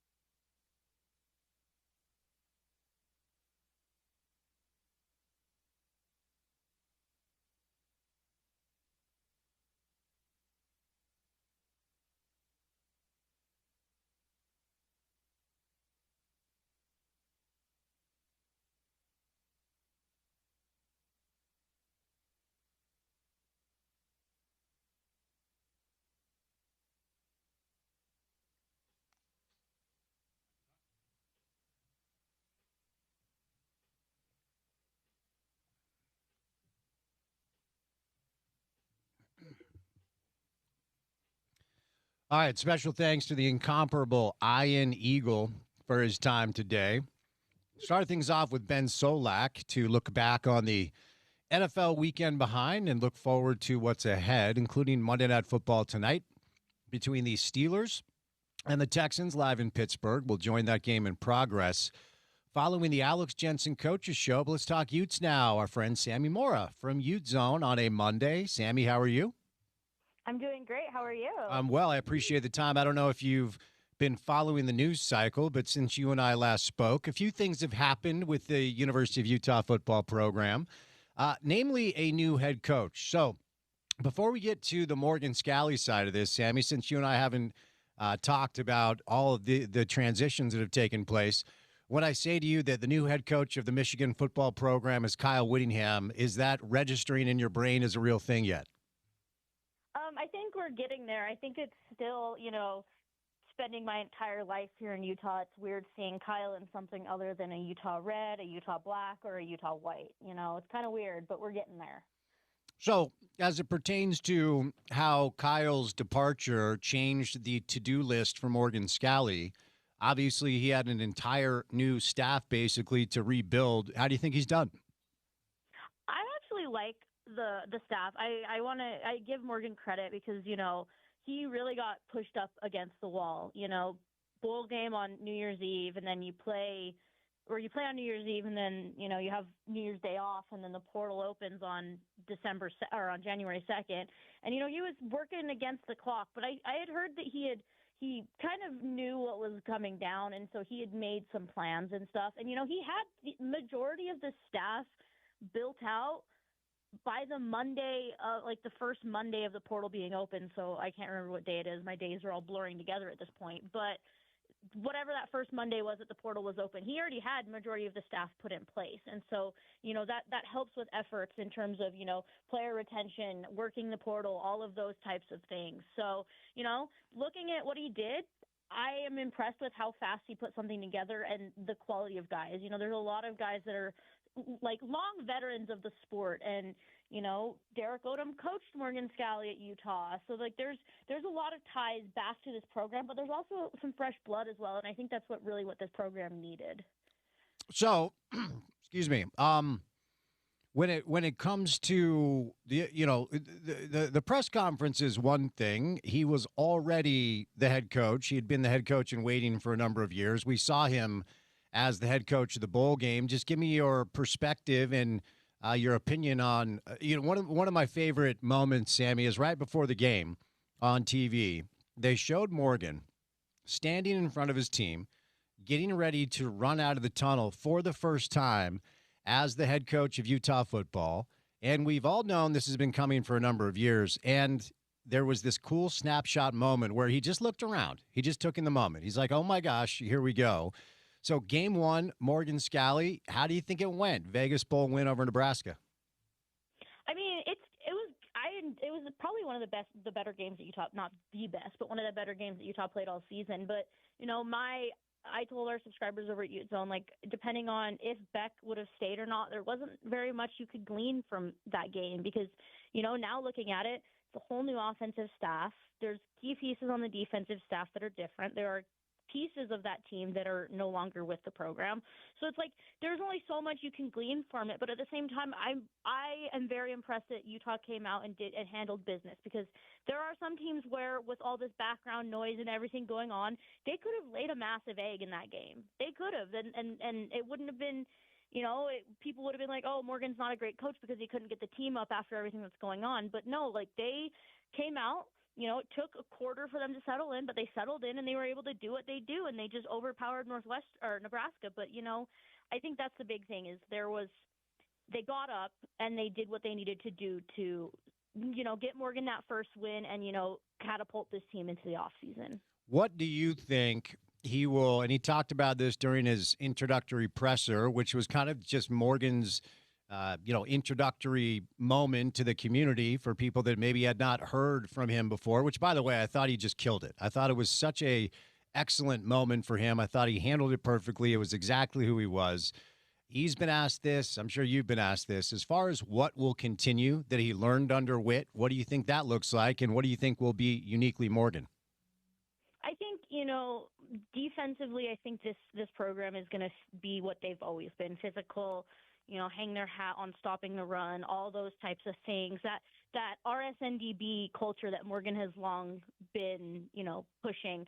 Offensively, I think it's going to be really exciting. We've heard the words, air raid thrown around. We've heard the words like more balanced, wanting to throw the ball more, knowing that you need to have a vertical passing game to be able to contend for titles and stuff. So I think that's going to be very interesting. And I'm also excited to see how things change possibly for, us as media. Like, do we get access to practice? Are scrimmages open to fans? Like, what is going to happen off the field that, leads to thing? I mean, it was a big thing that Morgan and his entire staff and quite a few of the guys on the team were at the Run and Utes game on Saturday. That was cool. I think Morgan really wants this program to be seen more. Kyle was very much like, we're going to let our results speak for themselves, where I think Morgan really knows that you need to be involved in the community for the community to be involved in you. All right, transfer portal, that's what everybody wants to talk about. Let's talk about the players that have left so far, then we'll talk about the additions. Actually, no, let's start with a big picture question. Do you feel like Utah football has lost more talent than you thought, about what you had thought, or has not been, robbed of talent as much as you anticipated? It's really interesting because, losing Teo, losing Smith, losing JJ, losing JHD are all big hits. Like, there's no way else to spin it that they're not big hits. But on the flip side, I think that, Utah, JJ put his name in the portal, and 20 minutes later, Utah rattled off 2 top wide receiver commitments from the portal. And so I think his loss isn't going to be felt as much because of those 2 that are coming in. JHD's loss, I think, remains to be seen. I love Ethan Day, the North Texas transfer Utah got. I love what Lance Holtzclaw did in the bowl game. I think Cash Dillon has a high potential and stuff. So that one remains to be seen. Smith, Utah's already added a corner from the portal. I think he's another long, lanky guy, but you keep J.C. Hart, you keep Scooby, you keep a lot of these younger guys that are in this corners room that can come in and contend for playing time.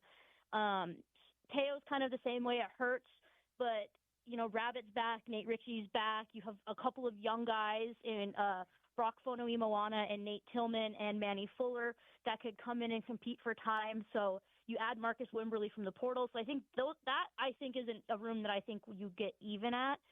But it's going to be interesting to see how things, shake out. I love the rebuild that Utah did at the defensive tackle spot. I think they did a really good job at bringing in the beef that's needed and that they've been missing the last couple of years on the defensive tackle line or defensive tackle room. But overall, it's one of those things where right now, looking at the list, I know people are like, there's not a lot of production that's coming in, but at the same time, Utah, 9 times out of 10, that's more than they lose in the portal. If you look at last year, people were not high on Blake Cotton when he transferred from UC Davis, and now everyone wishes that he had an additional year of eligibility to come back for next year.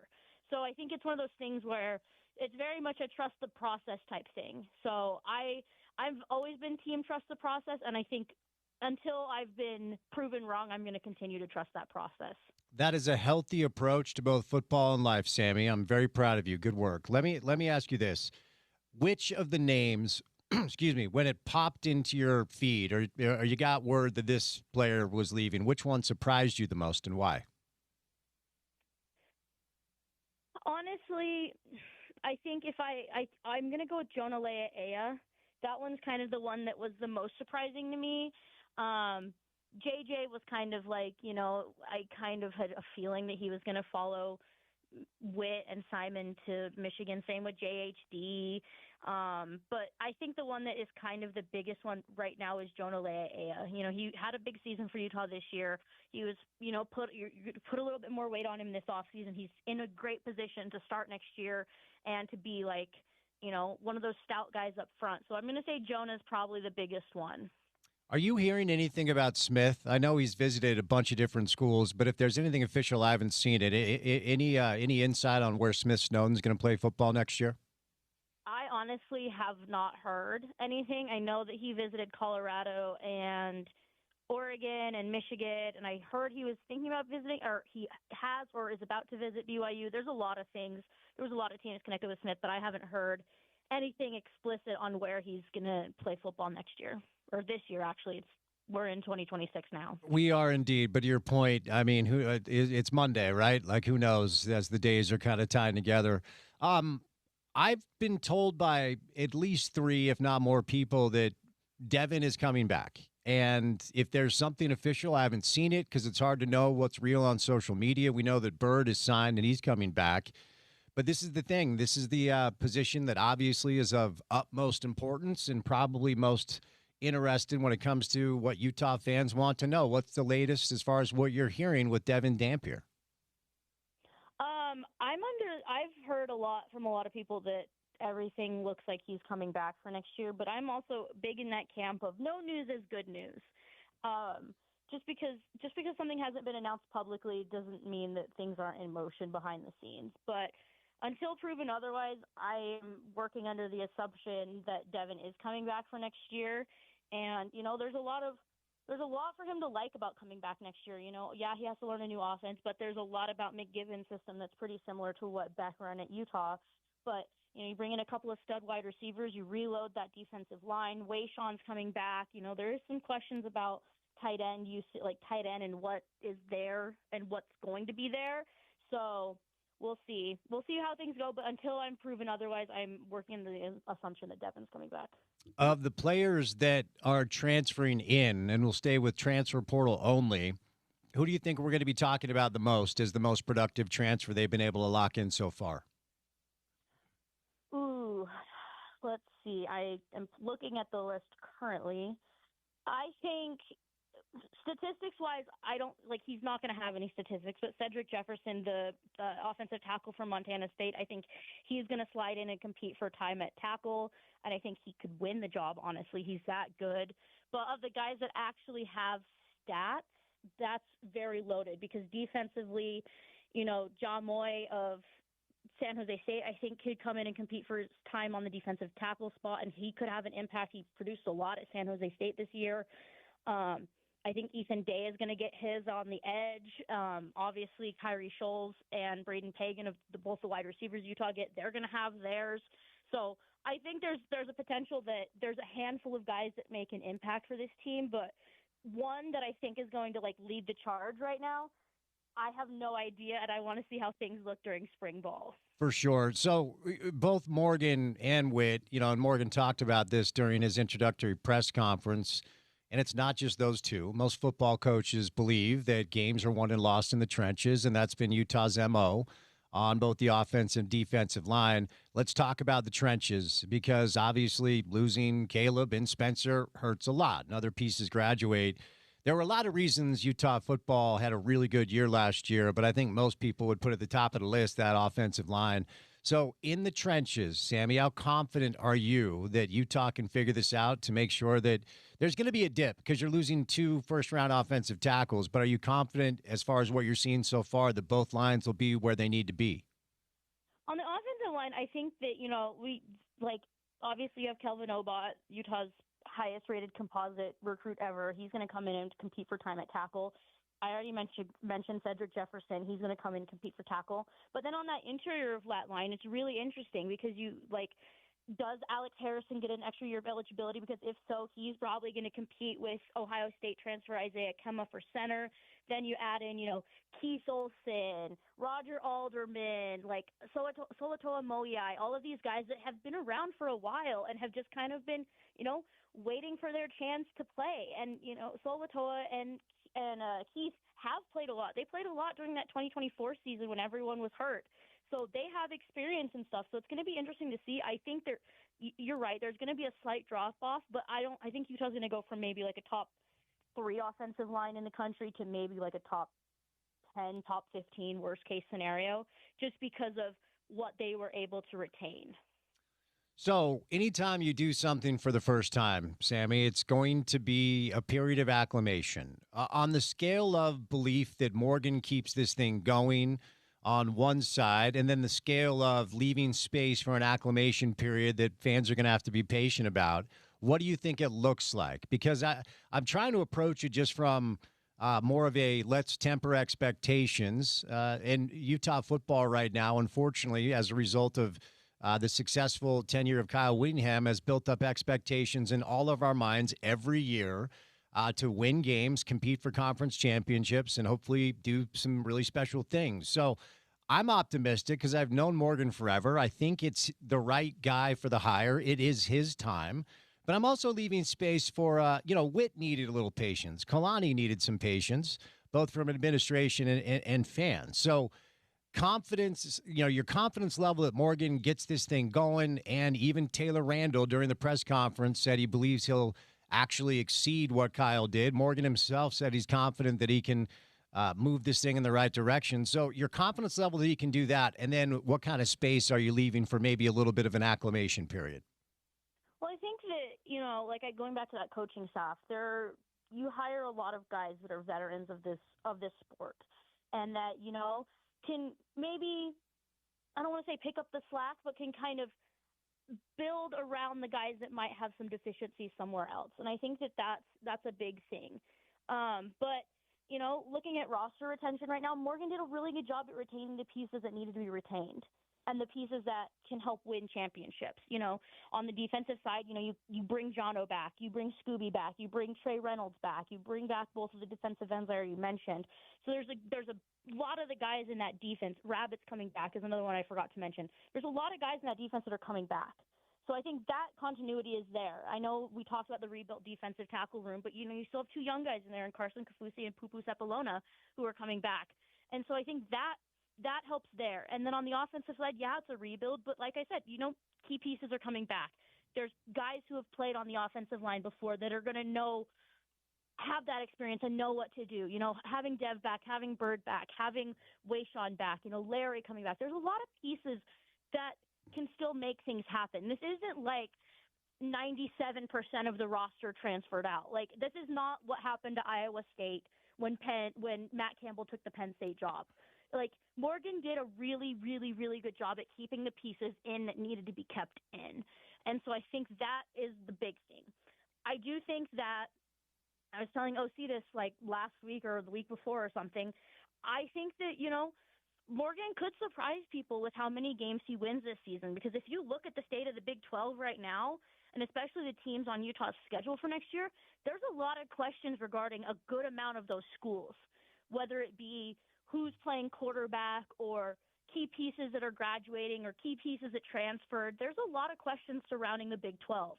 And so I think, I'm not saying that Morgan's going to go undefeated and he's going to win a national title in his first year, but I think that, I am going into it with the expectation that I think he's going to win a decent amount of games next year. I think that's what's going to happen. And I think that's really going to be that launching point to send Utah into that next phase, the final frontier of making the playoffs. And I'm excited. I'm excited to see what Morgan does. I think that it's fun. There's a different vibe around this program now, and it feels a lot different. I've covered this team for quite a few years now, and there's just something different about this Morgan-led program than how it felt when Kyle was in charge of everything. What does success look like for Morgan year one, Sammy? Bowl eligibility. I know that people are probably like, we don't want to go to a bowl game unless it's not a playoff game. But, I think a bowl game is key, especially when you think about what would be leaving at the end of next season. There's going to be a lot of young guys playing. There's going to be a lot of guys that might be the future of the Utah football program that are on that field for a bowl game. If Utah's sniffing a bid in the Big 12 title game, I think that's a massive success. If they're sniffing a spot in the playoffs, grab your horses, like we're off to the races type thing. But it's going to be interesting. I think the bare minimum in my mind is bowl eligibility. All right, before I say you loose, I think we have 4 days left in the transfer portal. What holes are still there? What sort of just positional additions would you like to see them add before the portal closes? Okay, rapid fire. One more defensive end, some additional help at running back, some additional help at tight end, possibly one more corner, and then we'll see if there's guys in the portal that maybe boost the linebacker room. I can see them adding somebody, but it's not going to make or break if they don't add a linebacker to this class. But big ones right now: additional defensive end, a running back, and 1 to 2 tight ends. All right, Sammy, great stuff. It's been a chaotic few weeks. I know you've been busy. Tell all of our Ute fan listeners how they can go get your work. Yeah, come join us over at utezone.com. We have, I believe we have a 50% off sale running right now for your first year of your subscription. Get insider information. We're running a lot of VIP stories, talking to some of these portal kids that commit to Utah, learning more about them, learning about their journeys and stuff. We also have coverage for men's basketball, women's basketball, gymnastics, baseball season starting soon. So basically almost any sport you want for Utah, we have some sort of coverage over at utezone.com. So join us over there. You can follow me on Twitter at S_Mora247, or you can follow the Ute Zone account at Ute Zone. Sammy, thank you. Have a good week, okay? Thanks. You too. All right, Sammy Mora, Ute Zone. All the up-to-date Utah transfer portal information can be found over on that website, so give her your support. We'll catch a break. Tony Parks live in studio for an entire hour. Coming up on the other side of a Monday Drive right here on ESPN 700.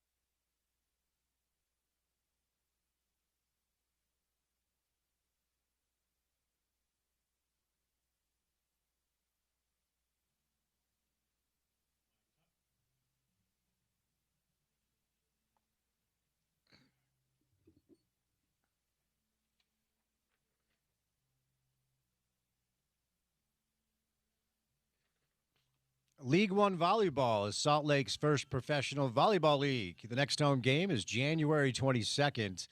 Get tickets at lovbsl.com. That's lovbsl.com. Shout out Love Volleyball. All right. More Than a Feeling is a Chicago Bears fan live in studio. Tony Parks. Happy Monday, buddy. How you doing? Oh, it's a very happy Monday, man. Anytime you beat the Packers, and I don't care how you beat them, but especially like that, oh, man, you carry that with you. You know, as a fan, certain wins just feel different. Yeah. And this is one where it was like, man, you even gave us the extra day to celebrate it? Mhm. Yes. That city is lit up, by the way. I thought it was so be. cool. You know, as a Awesome. as a lifelong fan of the New York Knicks, I know what it's like to cheer for a team that most people don't like. Right? Like the 90s Knicks were not a likable group. I loved them because those were my guys with Ewing and Oak and Mason and Starks. But from the outside looking in, and I think it's fair to say, the Bears oftentimes aren't the most likable team. No. Some of the personalities back in the day. This is a likable group, in my opinion. I know Caleb has his detractors. I've always felt like, why exactly do you think he can't get the job done? But Ben Johnson, you and I were talking about this during the break. It seems like every offseason, there's like the one coach who everybody has to have. Sometimes it doesn't work out. Ben was the guy last offseason, and he's been brilliant, man. It's worked out. Oh, it really, really has. And it's interesting because they're likable. Nobody's done anything yet, right? That's one reason why they're likable. Yeah. And then the other reason why, too, is, you know, that team has always had this disaster in terms of their front office. And it was always funny listening to the diagnosis of the problem. And everybody knew it, but they would, you know, but it was just never ending. Like, yeah, if they could just get a quarterback. No, that's not it. You know, if they're all line, you know, Justin Fields is fine. No. Yeah. No, he's not. And there'd even be years where they're like, you know, the defense is fine. No, it's not. It's just better than this tragic offense. Front office was a disaster. Operating like New Mexico State. Didn't want to pay two coaches. Just bad and complacent. And now you're watching it where they just new president, new GM, and the owners, who I actually like, just get out of the way. Get out of the way. All the best owners do. Like, honestly, George Halas moves on, and, you know, the McCaskey family's trying to run this thing. It's like, no, get out and hire people who know what they're doing and let them do their thing and just get out of the way and cheer us on. And if you want to move them to Arlington Heights and you find a good deal, that's fine. But this part, just leave this part alone. Yeah. And so all of a sudden, now you have people who know what they're doing, and they win 7 close games like this. And sure, there's some luck involved, but the bigger thing is the coaching is so blatantly obvious. Yeah. You know, I hate it when people are like, coaches are overrated. No, they're not. They're important. Definitely not in football. They're overrated. Yeah, go ask Alex Smith what it was like being with incompetent head coaches and then a competent head coach. Yep. And they'll tell you everything you need to know. So I love to see it. It's cool. January is the most underrated sports month by a mile. Love January. NFL playoffs, FBS playoffs, FCS national championship game, college hoops, you name it, man. But that on Saturday night was really magical because that game is absolutely a game over the last 15, 20 years. They lose. Whether it's a double doink, whether somebody drops a pass, whatever. And then it ends up being excuses for a whole offseason and a bunch of mediocrity at best. And it's cool to see them do what they did. It was awesome. And they kind of stumbled in, you know, to the postseason. They didn't finish the season all that well. Agreed. One more thing, and then, you know, we're not going to do an hour of Bears talk. Thank you. But yeah, I'm okay with it. Oh, I know you are. How weird are you willing to get? You know, when you look at the playoff bracket, we had Ben Solak on earlier. The NFC is wide open. It really is. Seattle's defense is awesome. Shanahan, this is duct tape and shoe goo. This can't last. They can't keep piecing this thing together. There are weeks that I watch the Rams and I go, that's the best team in football. And then there are weeks where I watch the Rams. And I mean, look, Puka is just unbelievable, and Stafford might win the MVP. It's not insane to say the Bears might get this done. How weird are you willing to get about your Chicago Bears? Very weird, but I'm also then I go, all right, so the fandom is excitement where you actually prepare for the game. Ashton Kutcher talked about this. He said, we're the only fan base, like, we're prepared for it because we somehow think we need to be. You know, like, you know, they're the best third down defense in the third quarter, so We got to run the ball well on first down, Yep. and we genuinely believe our preparation is key. I think they're still pretenders. They've caught all the breaks. One of the breaks that they've caught was at Green Bay. It was a team that wasn't playing well. One of the breaks they caught is the NFL has a horrible seeding practice. Their seeding is terrible. The Bears are not the second best team. They're the fourth best, but they get the 2 seed. And then they get the worst team coming in. And then after that, they get a home game against the second best team. And thankfully, as I'm concerned about Puka Nacua and everything. Adams, Stafford. He is so good. Dude, he's another level, man. Like I like sometimes McVay is like, we just need to get him the ball, so we're gonna run a reverse. Like if it's a bracket coverage and they're sending 2 or 3, he's like, let's just hand it to him because we got to get the kid the ball. The one thing I like is it's going to feel like 6 degrees at game time, no matter what time it is Sunday. Yeah, feels like 6, and when you're there and it feels like 6 in Chicago, you feel it. So there's the one thing I like. But the Bears have an issue, no pass rush, and that pass rush is a problem. And you can get by some games. You can have some miracle finishes. You're not going to win 4 of them. Mm-hmm. So the championship element, they're still pretenders. But if everything can go just right for them, say they get them in 6-degree weather and it makes a difference in winning. And if San Francisco could beat Seattle, they hit San Francisco at home, right? That's a divisional game there with the Seahawks and 49ers. We've seen crazier. But I think the Bears they're the team that still needs like a lot of breaks to go their way for it to get done. So, but it's possible. Well, I mean, what's it like to be a fan of an NFL team, though, with hope now? Because it's like at the end of the day, even if the Rams beat you next weekend, you got your coach, you got your quarterback, and the last time I felt like that with the Jets is probably never, quite frankly. Mm-hmm. So even if you don't get it done, you are a fan of an NFL team where, barring something completely unforeseen, you have the pieces for maybe like a 10-year legitimate, relevant run. Because as an organization, we have competence now. Like, and that's not an insult to the others. What I'm saying is high-level expertise. One of the best things you can know about a coach is how good are they at problem solving.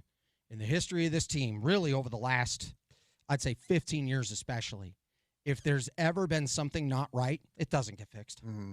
It's like, well, it is what it is, and then the conversation is all about how this didn't break their way and that didn't, but it's just not the truth. Yeah. So now it's like, oh, the first half didn't go well. Don't worry. The adjustments are coming in the second half. And so there were losses this season where I felt like, well, the coaching wasn't the problem. Mm-hmm. Fundamentals are there. You hear Ben Johnson talking about good, better, best. Sure, but it's his big thing about championship habits and blah, blah. That's enormous. Yeah. And I think to have that in a coaching staff is vital. So we've seen coaches who haven't lasted long, who've had a great season where everything goes just right, but you can't last a long time. And to your point, they now have something that can go on for a while. Because even at the end of Lovie Smith's era, their last 16 road games against playoff teams, 0-16. Oh, geez. And there was a lot of like 54-11, 45-10, Yeah. 32-7, just brutal. And you know what? Last thing, then we'll move on. Like the locker room sound where Ben's just like bleep the pack. I'll give me that. I want it. Like, give me that. I don't have a dog in the fight, but you got like the fact that you came back against the Packers, this regional rivalry, where everybody has a stake in it.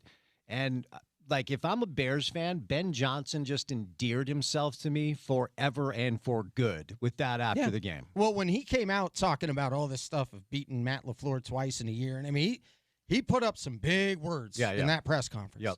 And I was like, this dude's either going to be Mark Trestman or Mike Ditka. Right. And I'm telling you right now, like Mike had that attitude about him. And in that city, it goes a long way. You've been from a city where authenticity, being able to write a check to believe in yourself, right, makes a really big difference. Yeah.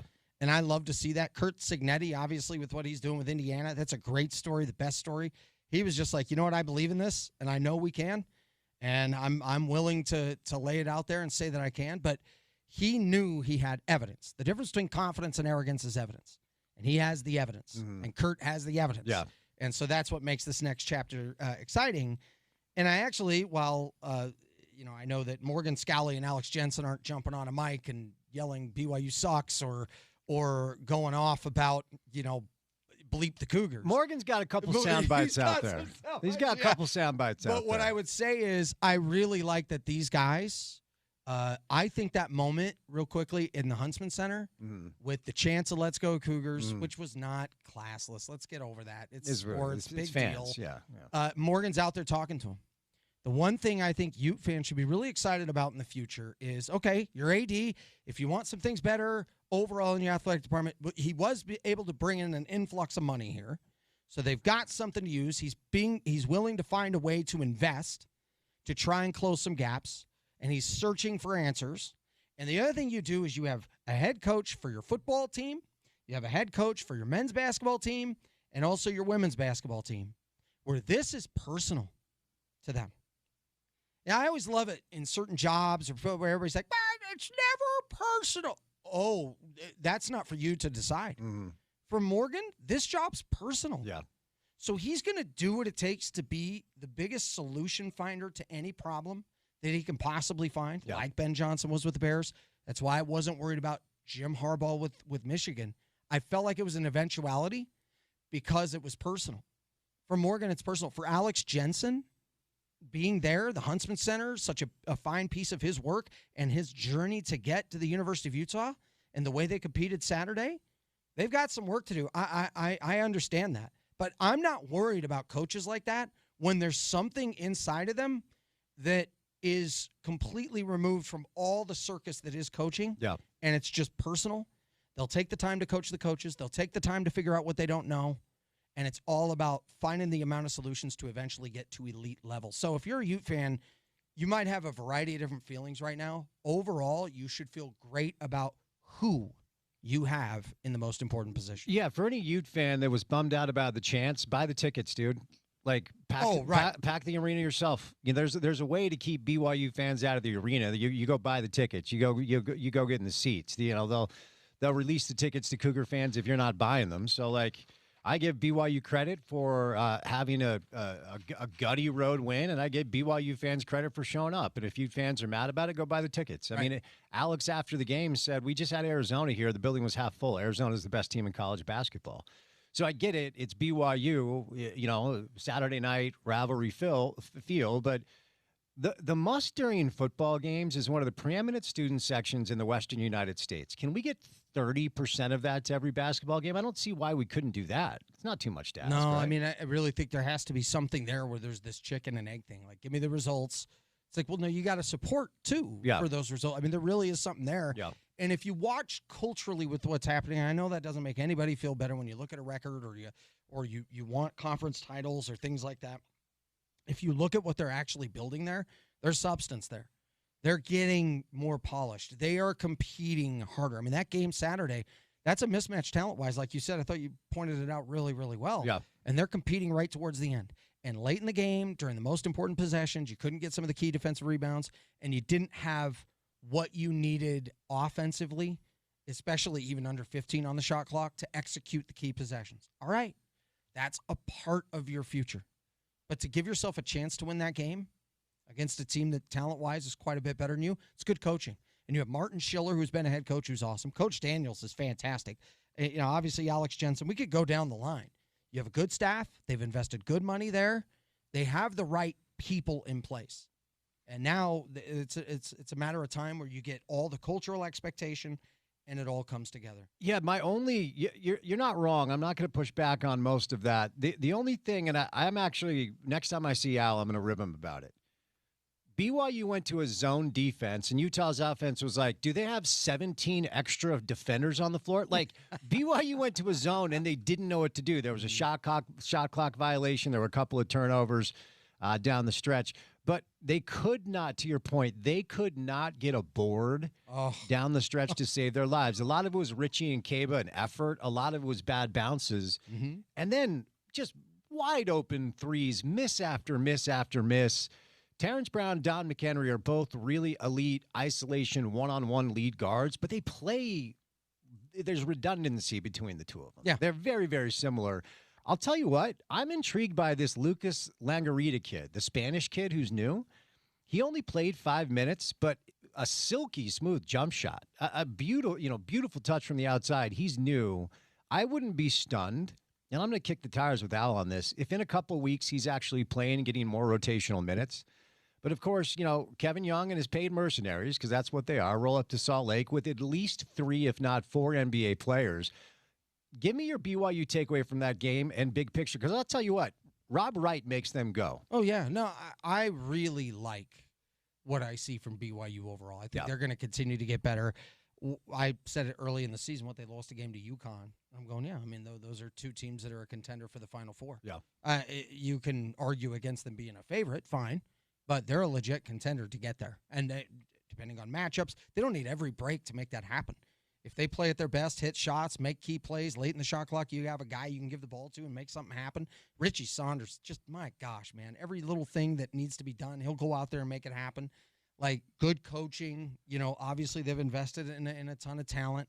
They have all the pieces to really make something like that happen. And it's going to be fun when it comes to March, because when I watch them, anybody who wants to take away from what they are with that performance, I'm going, no, you're on the road in the Big 12. Right. I have news for you. Rivalry or not even, on the road in the Big 12, over the course of a grueling season, you're going to have some games like this, man, where you find yourself in a dogfight against a team you're a lot better than. Yeah. That's how it works. Yeah, the Richie point. So, look, Yegor's playing well in Brooklyn. So you have proof of concept that you can recruit a high-level young prospect, send him to the NBA. A.J. DeBonsa is not proof of concept. That dude could play for Akron, and he would be fine. He's going to be one of the top 3 picks in the NBA draft no matter what. The proof of concept that Kevin has, to me, is Richie. Mm-hmm. Richie has improved. When I first watched him play, I'm like, all right, high energy kid, a guy that can, you bring him off the bench, he gives you 12, 14 minutes, you're fine. He's an NBA player.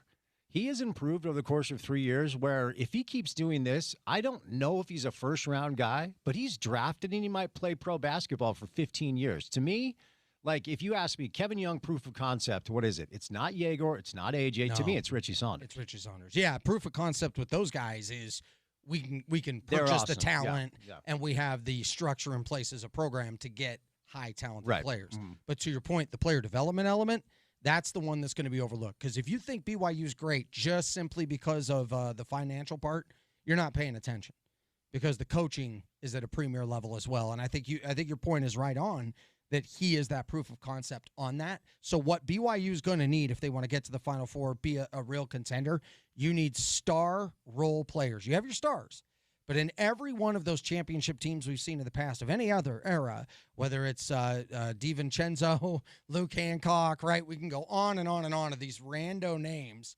And what you would find out is, star role players. We knew about Christian Laettner. We knew about whoever you wanted to lay out on these great teams, Jalen Brunson, in the history of college basketball. But the star role player made a key impact on what was going on. Richie Saunders can be that guy. I think they have the structure in place. I'm excited for BYU to see what they are the last 2 months of the regular season, to see if they're at their optimal level and what that looks like in March, because obviously that will tell the story. Yeah, and I watched Rob last year at Baylor. There was a reason Scott Drew was so mad that because he signed a contract to come back to Baylor. Right. Like before the Damon Williams kid, there was Rob Wright III. Okay, he signed to go back to Baylor, and BYU's like, would you like an extra $1 million? He's like, sure. I'll live in Provo for a year. So he signed to play. And when, Alex and the staff, they did the right thing. They were gapping and they were blitzing AJ, and they said, someone else has to beat us. We're going to get the ball out of AJ's hands. It really was Rob Wright who kind of calmed them, and he's kind of like their engine, even though AJ is their most talented player. And on the other side, I loved what I saw from the Okonkwo kid on the glass. I mean, he was the one guy that was rebounding with force and physicality and effort. I needed a little bit more from Keanu, who only had 5 boards in 26 minutes, because you get 2 or 3 of those defensive boards that ended up in BYU's hands down the stretch, and you actually might win that game. Like Al said after the Arizona game, I went into the locker room and said, hey, if this goes different or that goes different, we're in the game, we might win. And I'm like, dude, wrong. I watched. You weren't like, sorry. Like, I love the message of positivity to your guys. Like, that game was a brutal ass kicking pretty quickly. I didn't walk away from BYU's win over Utah feeling like, BYU was the superior team, even though they had the superior talent. I think that's a game. Al can turn on the film and say, look, this is probably one of the 5 or 6 best teams in college basketball, and here's how close that gap was. That's not nothing.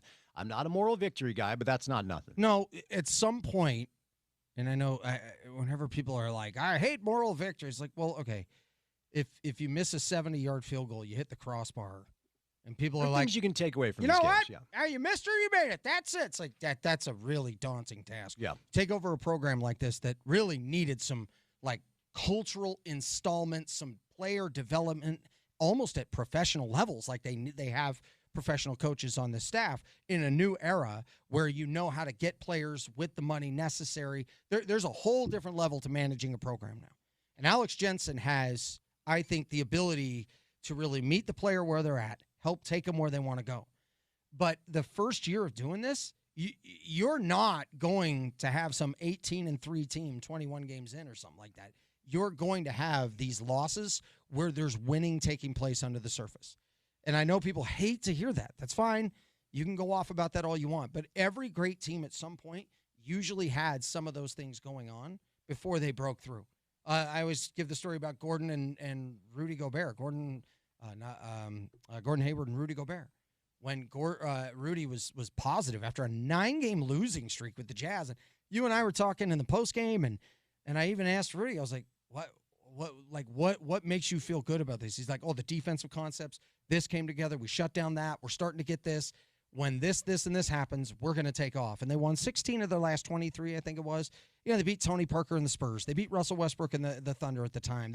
They really started to play like a much better team, and they were winning with Bryce Cotton and Chris Johnson and Elijah Millsap. Man.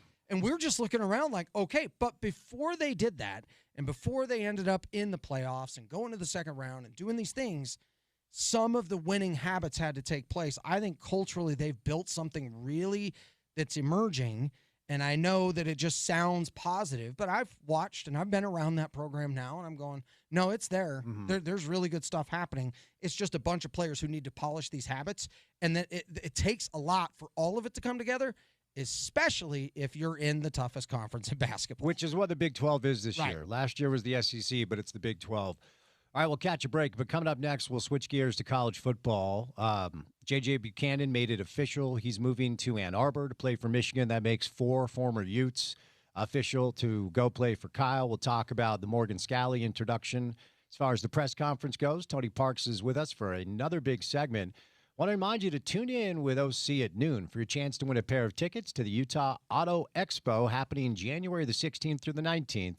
At the Mountain America Expo Center. Speaking of Utah basketball, the Alex Jensen Coaches Show will come your way at 6 when we say goodnight. Then we're going to join Monday Night Football in progress between the Steelers and the Texans. So keep it right here on ESPN 700.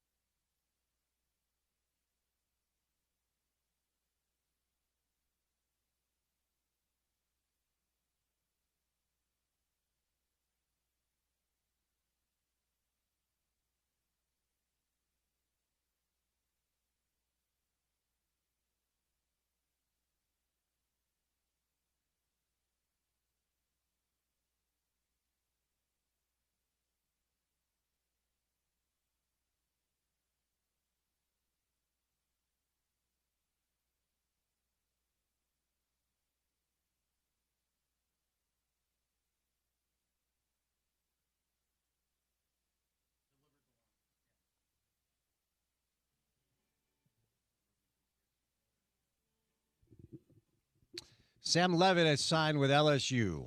Former Arizona State quarterback is going to play for Lane Kiffin.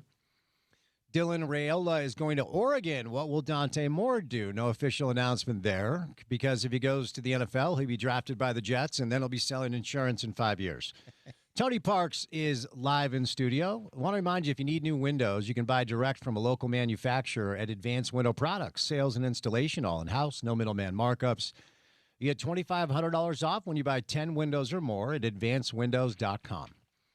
All right, Tony, since you and I last spoke, Morgan Scalley was officially introduced as the 24th head coach in Utah football history.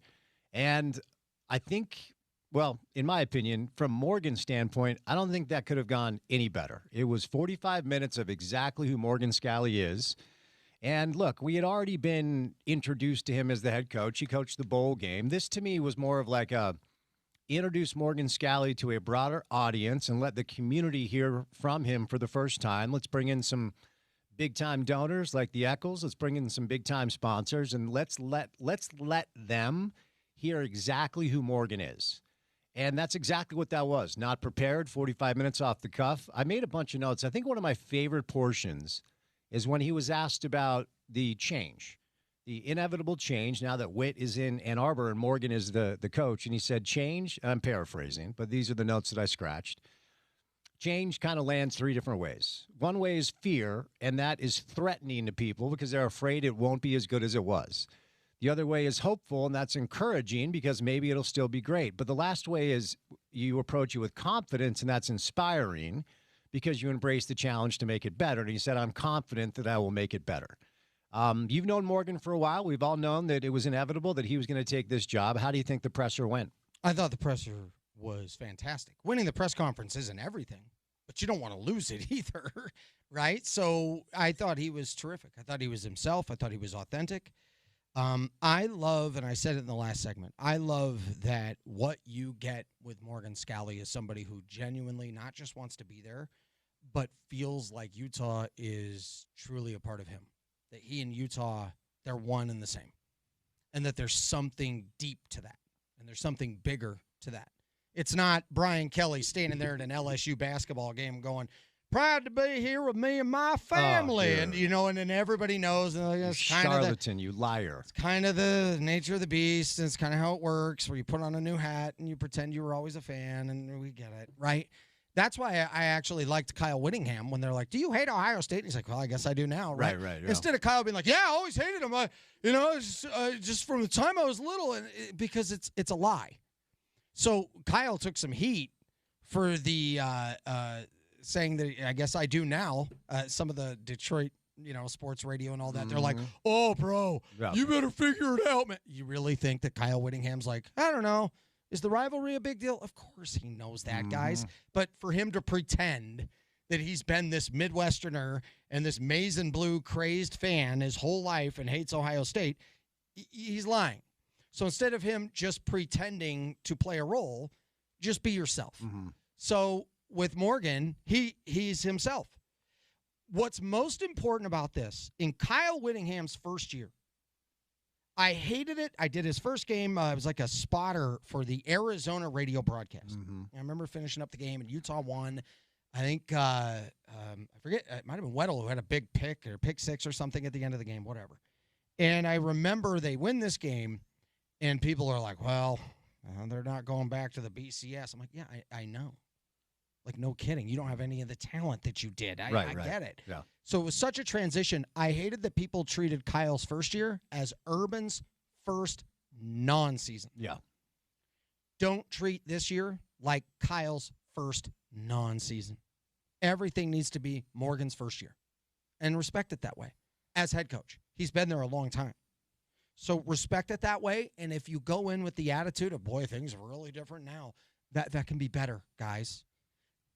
Kalani Sitake stepped in there as new head coach at BYU and had some really rough moments, but you could tell he had such a drive and passion, and that BYU was a personal part of him, and obviously so was Utah in his history, but BYU especially there with Lavelle, that it mattered to him to get the program where it's at now.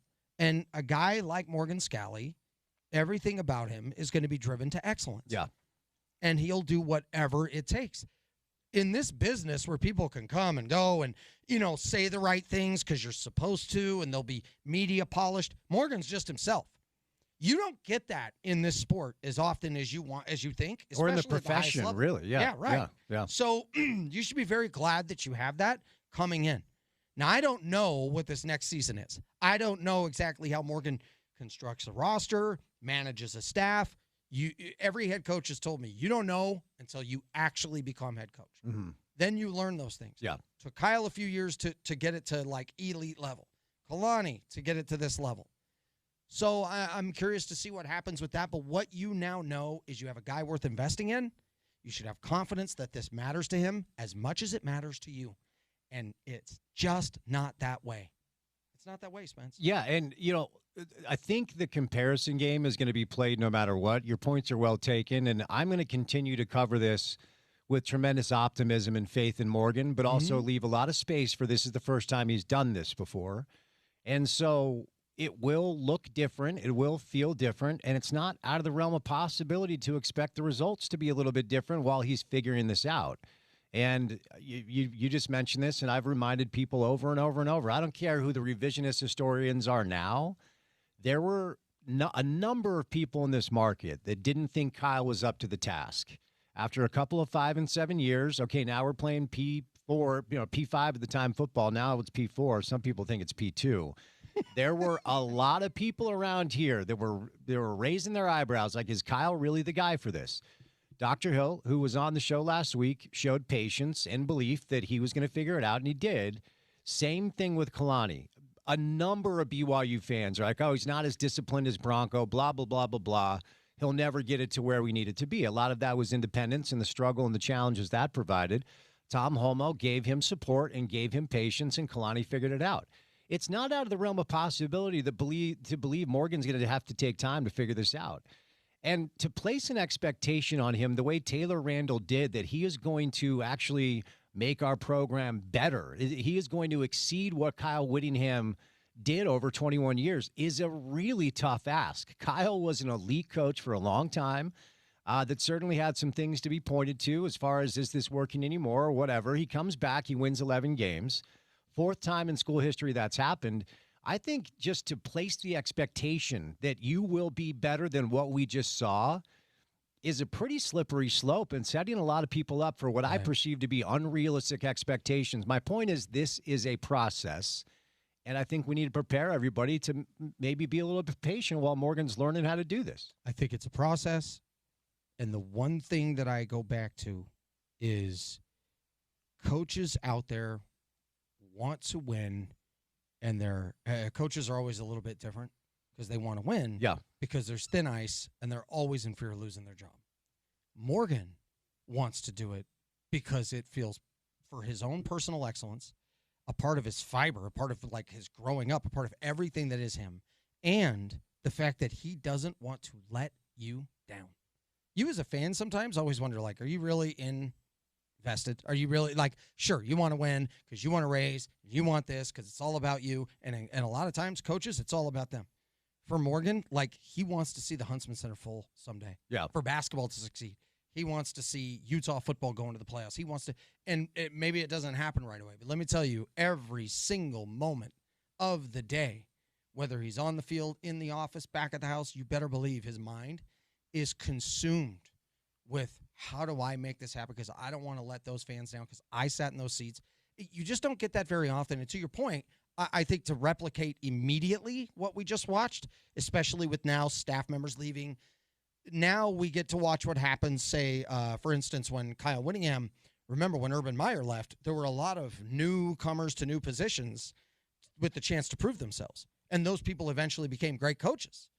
I remember watching Kalani Sitake at a press conference where he got a promotion. I forget what he was before to what he then became, but it was like a promotion. But he wasn't the headliner for that press conference.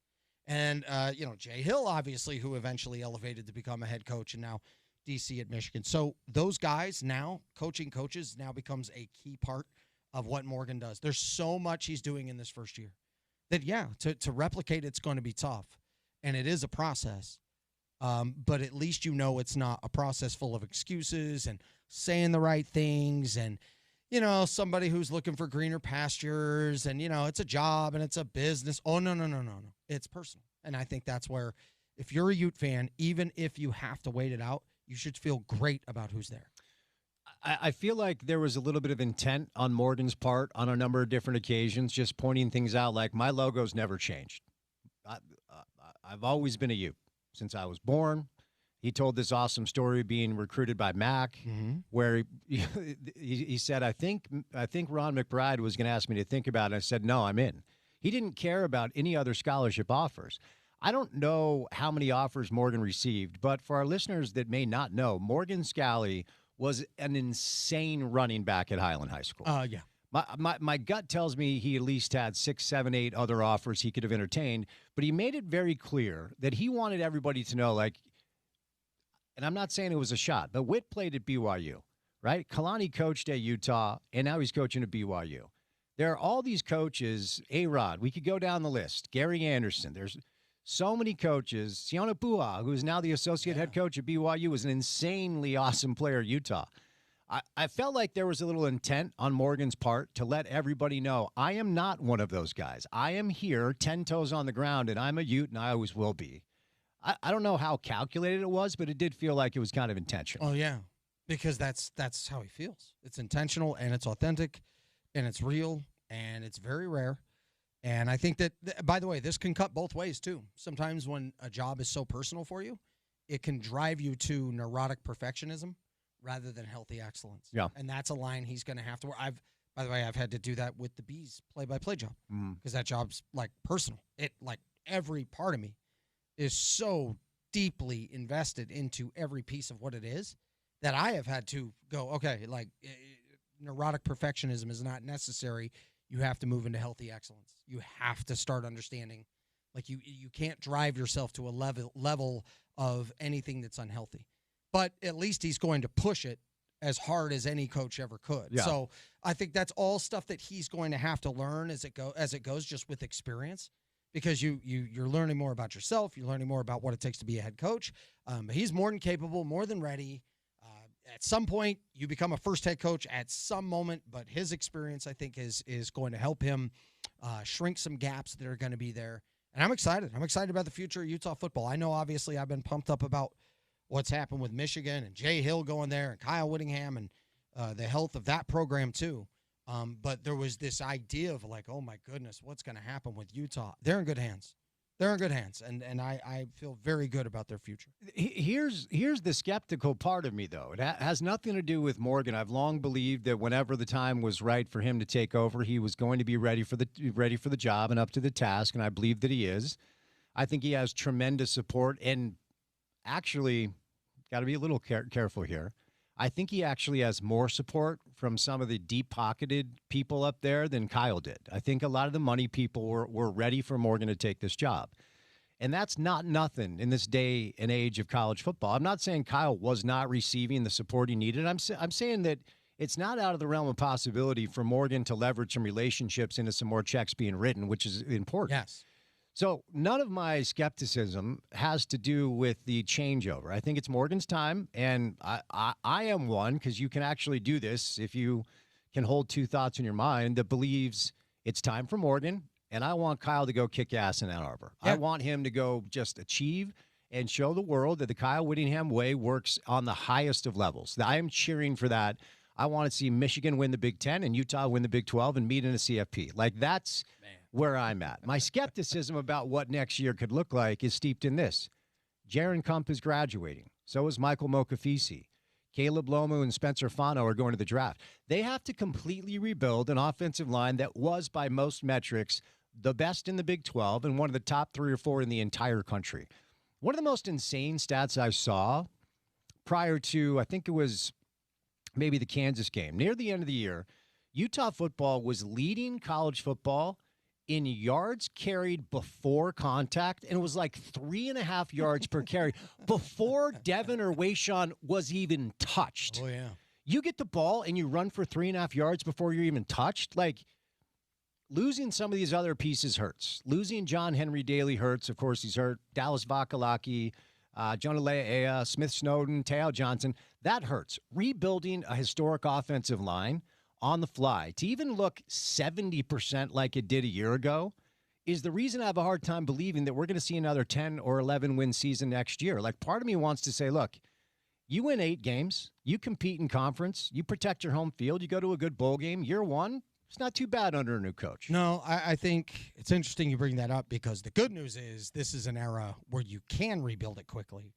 We get to find out what Morgan is like in the early chapters of his career in the okay, go get a bunch of high school kids, develop them up, wait for their time. No, you can go get guys that want to see the field more or just are really good and want some more money. Mm-hmm. So with the influx of money that's there, so think about the investment of a guy like Mark Harlan.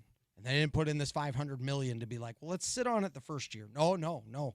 I wouldn't doubt that he's going to be aggressive with it right away. Throw that in some escrow. We'll get 8% return year over year. No, you got to use it. He's going to go. Yeah. And then the other unique part about that, Spence, is that I think they're going to be aggressive to try and get that talent right away and to try and build it right away. Now, what that means in terms of performance on the field, we don't know. But what I was really impressed with, say, Alex Jensen, was having some great conversations behind the scenes with assistants and things like that, is how they really obsess about roster construction. You know, obviously you want to recruit well, but roster construction, the types of players, what it takes to go get them, how they fit into our system, and then how we build and go from there. And so I'm excited to see what a guy like Morgan Scalley does in this era of college football in this first chapter, because now they have some financial support behind him. And however you feel about the private equity deal is a different discussion. That's a much longer, big picture thing. But in the immediate moment, those who are concerned, I would say that is a good sign in that he's going to have things that he can work with. And it's an era of college football where you can get that turned around quickly, and we're seeing that with some other teams that are in the CFP this year. Yeah, the schedule for Morgan year one, and there are plenty of things that still need to be determined as far as, you know, opponents, game time, what have you. The non-con is pretty reasonable. I want to say it's Arkansas, Utah State, and Idaho, something like that. Their one P4 non-con opponent is Arkansas, and who knows what they're going to look like. If I remember correctly, they avoid Texas Tech, and Texas Tech is loading up again, and they get BYU and Salt Lake. So, you know, the two best Big 12 teams from a year ago, you avoid one of them. You get one of them at home. The BYU game is going to be tough. BYU, for the most part, has been able to retain most everybody they wanted to. Bear, of course, is coming back. LJ Martin had shoulder surgery, and that's a bummer for LJ, but it's serendipity for BYU because that injury probably gave him some draft feedback that was like, no, go back to school for one more year. Do what you did a year ago, which is, you know, lead the Big 12 in rushing, and maybe you're a day one guy. Falato Satawala, Michigan probably wanted him because he's awesome. He's like a shout out Bountiful High. They only produce elite athletes, as we all know. But I'm sure Jay would have loved to have him. Keanu comes back. You know, Tanner Wall is gone. Like, when you look at the list of names that BYU is losing, like Jack Kelly hurts, Chase Roberts hurts, they're returning a roster, and then they get the Walker Lyons kid, who is Ryder Lyons' brother, the tight end from SC. When I'm looking at who's transferring out of BYU, I don't really see a difference maker. Like, they have not been injured during this transfer portal the way that a lot of people are expecting. So BYU's got a shot to be, I think, really, really good again under Kalani. Losing Jay Hill, though, Tony, is not nothing. Now, that's Kelly Papinga gets the job. And just like, you know, ultimately it's kind of like a succession plan where Colton Swan has been training under Morgan. Morgan trained under Kyle. Kalani trained under Kyle. Jay is Jay, you know, but who also cut his teeth under Kyle. And Kelly will be heavily influenced by Kalani, and the scheme is the scheme. The approach is the approach, because the proof of concept goes back to, you know, Witt Sr. decades and decades and decades ago. So BYU has a chance to be really good, but Utah gets them at home. So year one for Morgan, you could do a lot worse with a decent, soft-ish non-con and a conference schedule where you avoid the best team and you get maybe the second best team in your building. Yeah, it's not a tough schedule. Back to your point on the stuff with BYU, yeah, I mean, a guy like Papinga stepping in is ready to be a DC, you know. It's not like – the other part is any talent that you're going to lose, whether it's Utah, BYU, whatever, It's free agency. Everybody's a free agent. Everybody's, can be poached. Anybody can be bought. It's how it's going to open up, and every offseason is going to be like that. Yeah. So culturally, you have a lot of what they want. Financially, you have a lot of what you want. And then for Utah, year one, like you said, this isn't the toughest schedule. And sure, there's going to be some unknowns. There's going to be some unknowns where I don't know if it's at Iowa State where you go, boy, they should have won that game. And here's where some of this inexperience didn't come in, or where a special teams moment didn't go quite as well as they wanted. Here's what I do know. Whatever problems are there, I don't see them lasting a long time. Kelly Papinga, jumping in then to be the defense coordinator. Whatever issues are there in your first year being a DC and overseeing a defensive, I don't see them being there a long time. I'm going to bring this up, and I don't mean it as an insult to this man because I love this man, and I'm actually always a huge fan of him as a person. But when Ty Detmer was offensive coordinator at BYU and it started going bad, I'm like, oh, this is about to get a lot worse before it gets better. Yep. And everybody kept saying, well, the schedule's going to lighten up, and they're going to win. I'm like, no, guys. They haven't had a 15-yard gain. Guys, they didn't get to midfield in this game. No. There's real problems here. Whatever issues they had, Kyle was amazing with problem solving, and those issues didn't last long. Yeah. Something like Morgan, I think it'll be that way with Utah. And you saw that with Kalani once he was able to really get his feet underneath him. So all these new position coaches, new things, these guys aren't just there because they were buds with somebody. No. There's a lot of work that went behind the scenes. They waited a lot of years. They fought like crazy to get that edge to win. So this coaching tree, Kyle leaving, and now all these other guys, oh, my goodness, he took all these coaches. Sure. It's the chance for these guys to show what they can do. And it doesn't mean that they're going to pick up right. I mean, I don't know if Papinga's going to pick up right where Jay Hill left off. I hope he does. I don't know with some of these guys. But what I know is this. Whatever gaps are there, they'll get smaller and smaller and smaller until it's acclimated. Yeah. And it's because these dudes have been prepared and ready. So that's why I'm confident with, sure, BYU lost some coaches and Utah lost some players and coaches. I'm not saying they're both going to turn around and go 10-2. But whatever gaps are there year one or the first half of the season, you have the right dudes in place. And you have coaches where this is personal to them with the university that they're at. So the future is bright. And no, I'm not just being glass half full. Like, there's real substance to this. So there's been a big reaction, and I'm going, it's going to be all right. Yeah, give it some time, and only time will tell whether or not, all the hires are what we were hoping the hires to be. And a lot of this does come down to whether or not, because you reference a private equity deal, Texas Tech has Cody Campbell oil money. BYU has MLM and cookie money, and, whatever else they need, swig or whatever else is going on to make sure they're paying players. Can this be Utah's answer to that? Is the private equity deal that is in conjunction and partnership with other Utah major donors and boosters who are allowed to buy into the project. And I have not received names, but I've been told it's pretty easy to tell because their names are on buildings up there. The combination of Otro Capital and then the other powerful Utah boosters, is that enough to give the economic support to the program? Because it doesn't matter if your coach is Morgan Scalley or Newt Rockne. If you're broke, you don't have a chance. And that ultimately, time will tell. But before I let you get out of here, let me kick the tires as a Michigan fan as far as what you've witnessed with people getting to know Kyle for the first time. Because I've said this a few times. In a matter of 48 hours, Kyle Whittingham became a national name in a way that he never was in 21 years as Utah's head coach. Right. And I got a real kick out of people, on social media being like, Kyle Whittingham, interesting. I'm like, wait, he's only been like a top-level college football coach for 2 decades. But I think if you cover college football, if you love college football, you know who Kyle Whittingham is. If you're just an accountant who lives in Ann Arbor that goes to Michigan football games because your company has season tickets, you may have never heard his name before. Oh, yeah.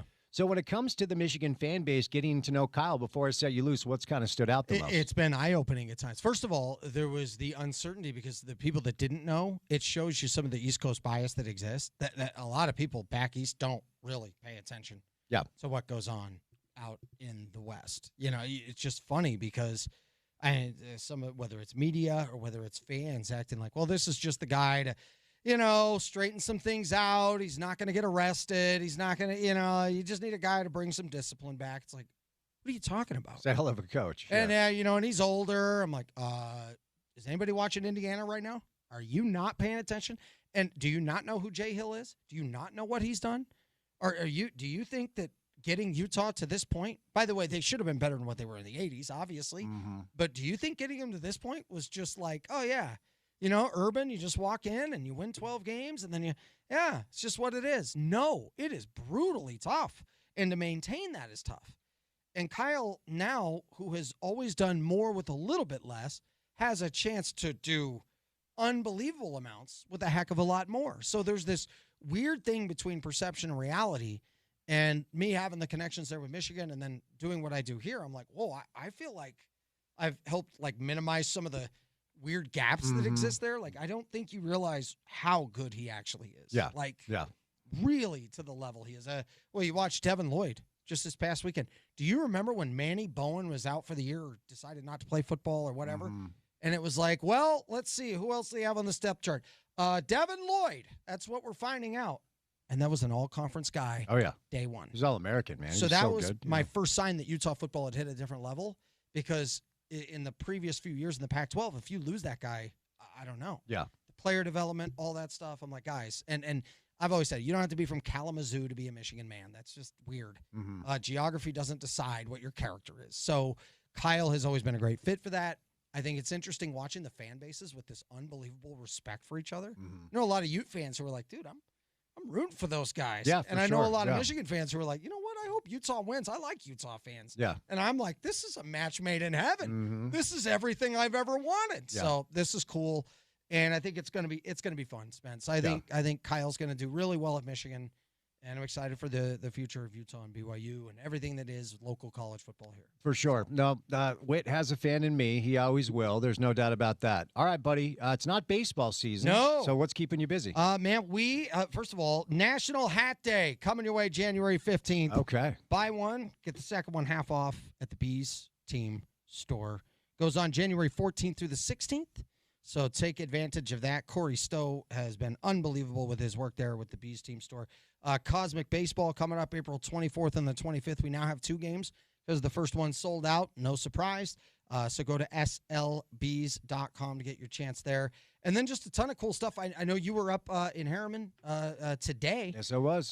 Don't forget that RSL officially begins their preseason Monday. I know you're aware of that too, but they go to Portugal for the international training and the tournament Friday.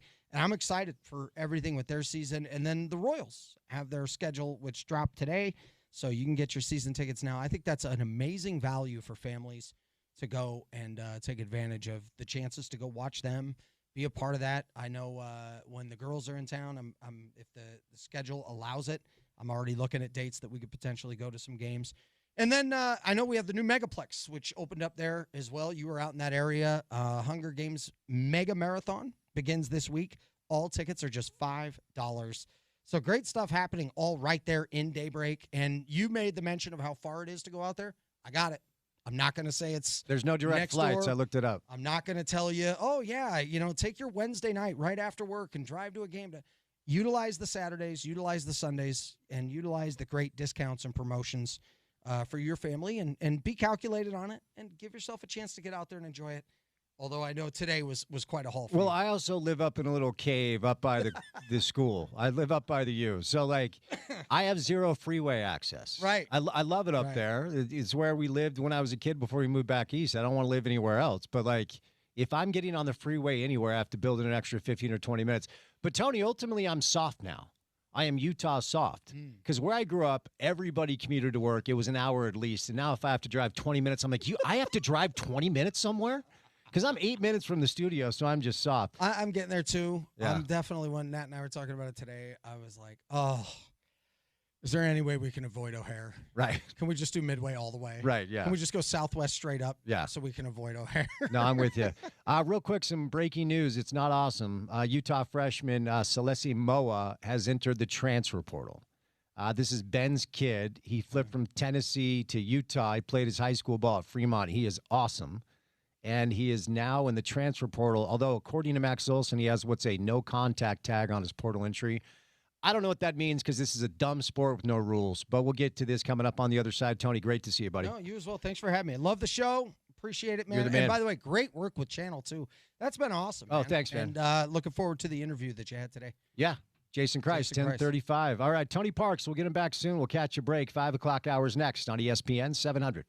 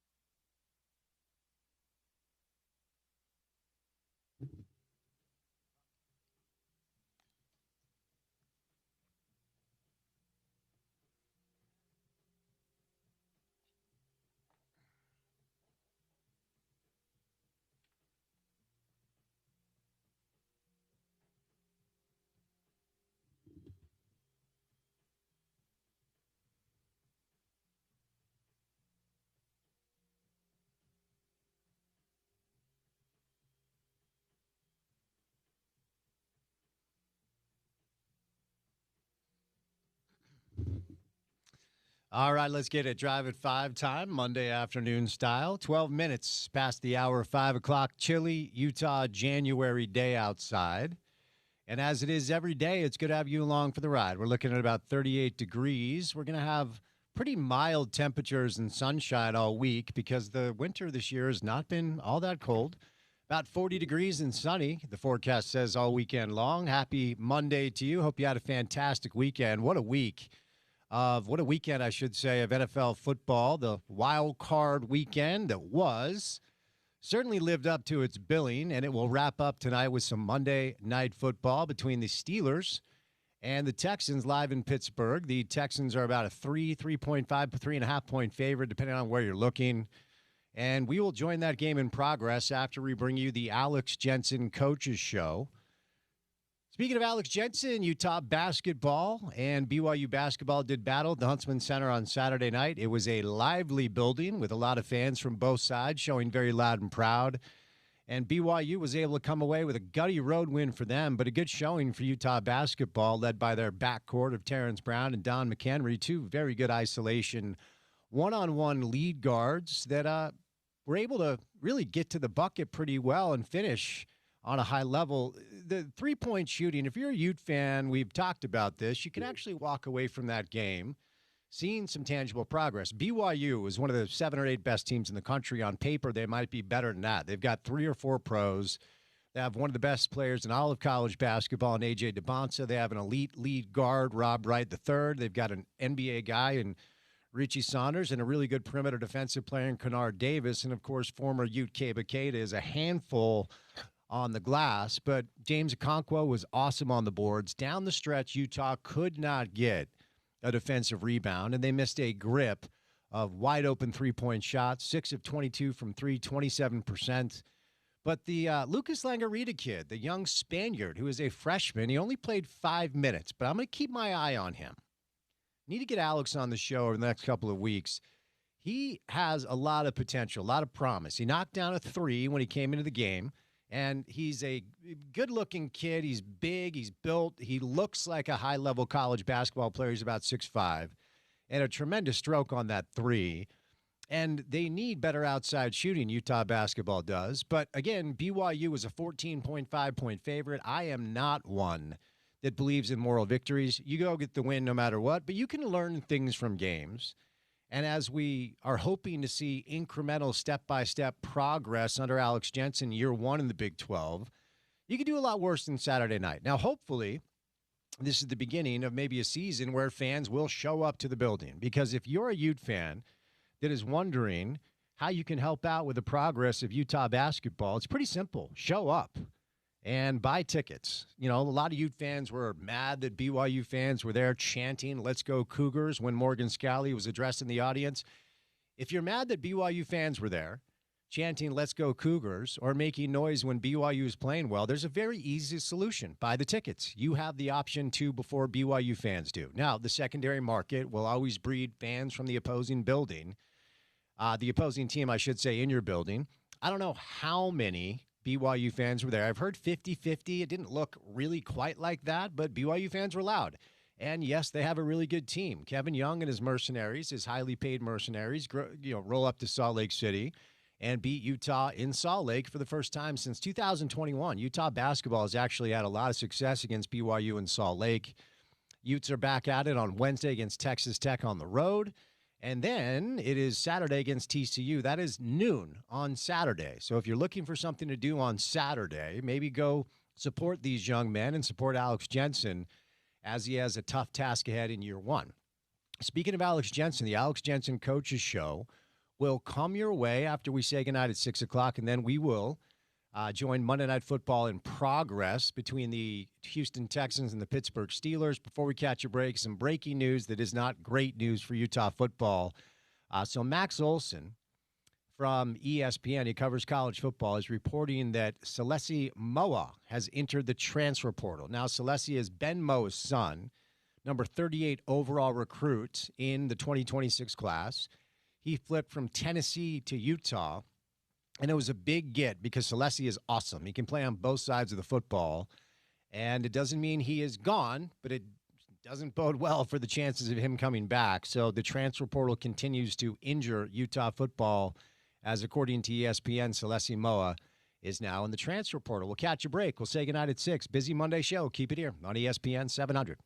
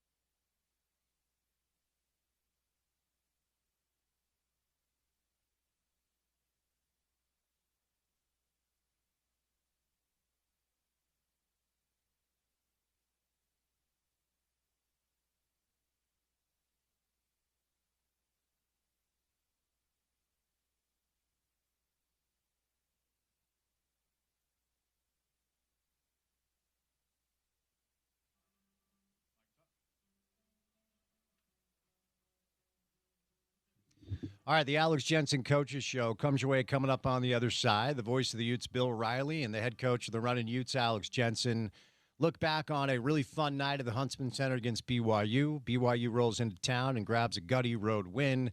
Utah back at it on Wednesday against Texas Tech, then Saturday at home against TCU. And then we'll join Monday Night Football between the Texans and the Steelers, AFC wildcard playoffs live in Pittsburgh. When we're done after that, the Texans are a slight favorite. Ben Solak joined our show earlier. The Texans are his pick to win the Super Bowl. So over-under's like 38, expecting it to be kind of a classic Steelers game. Texans might have the best defense in pro football. But if it's not the Texans, it might be the Denver Broncos. And the producer of this program today, Zach Young,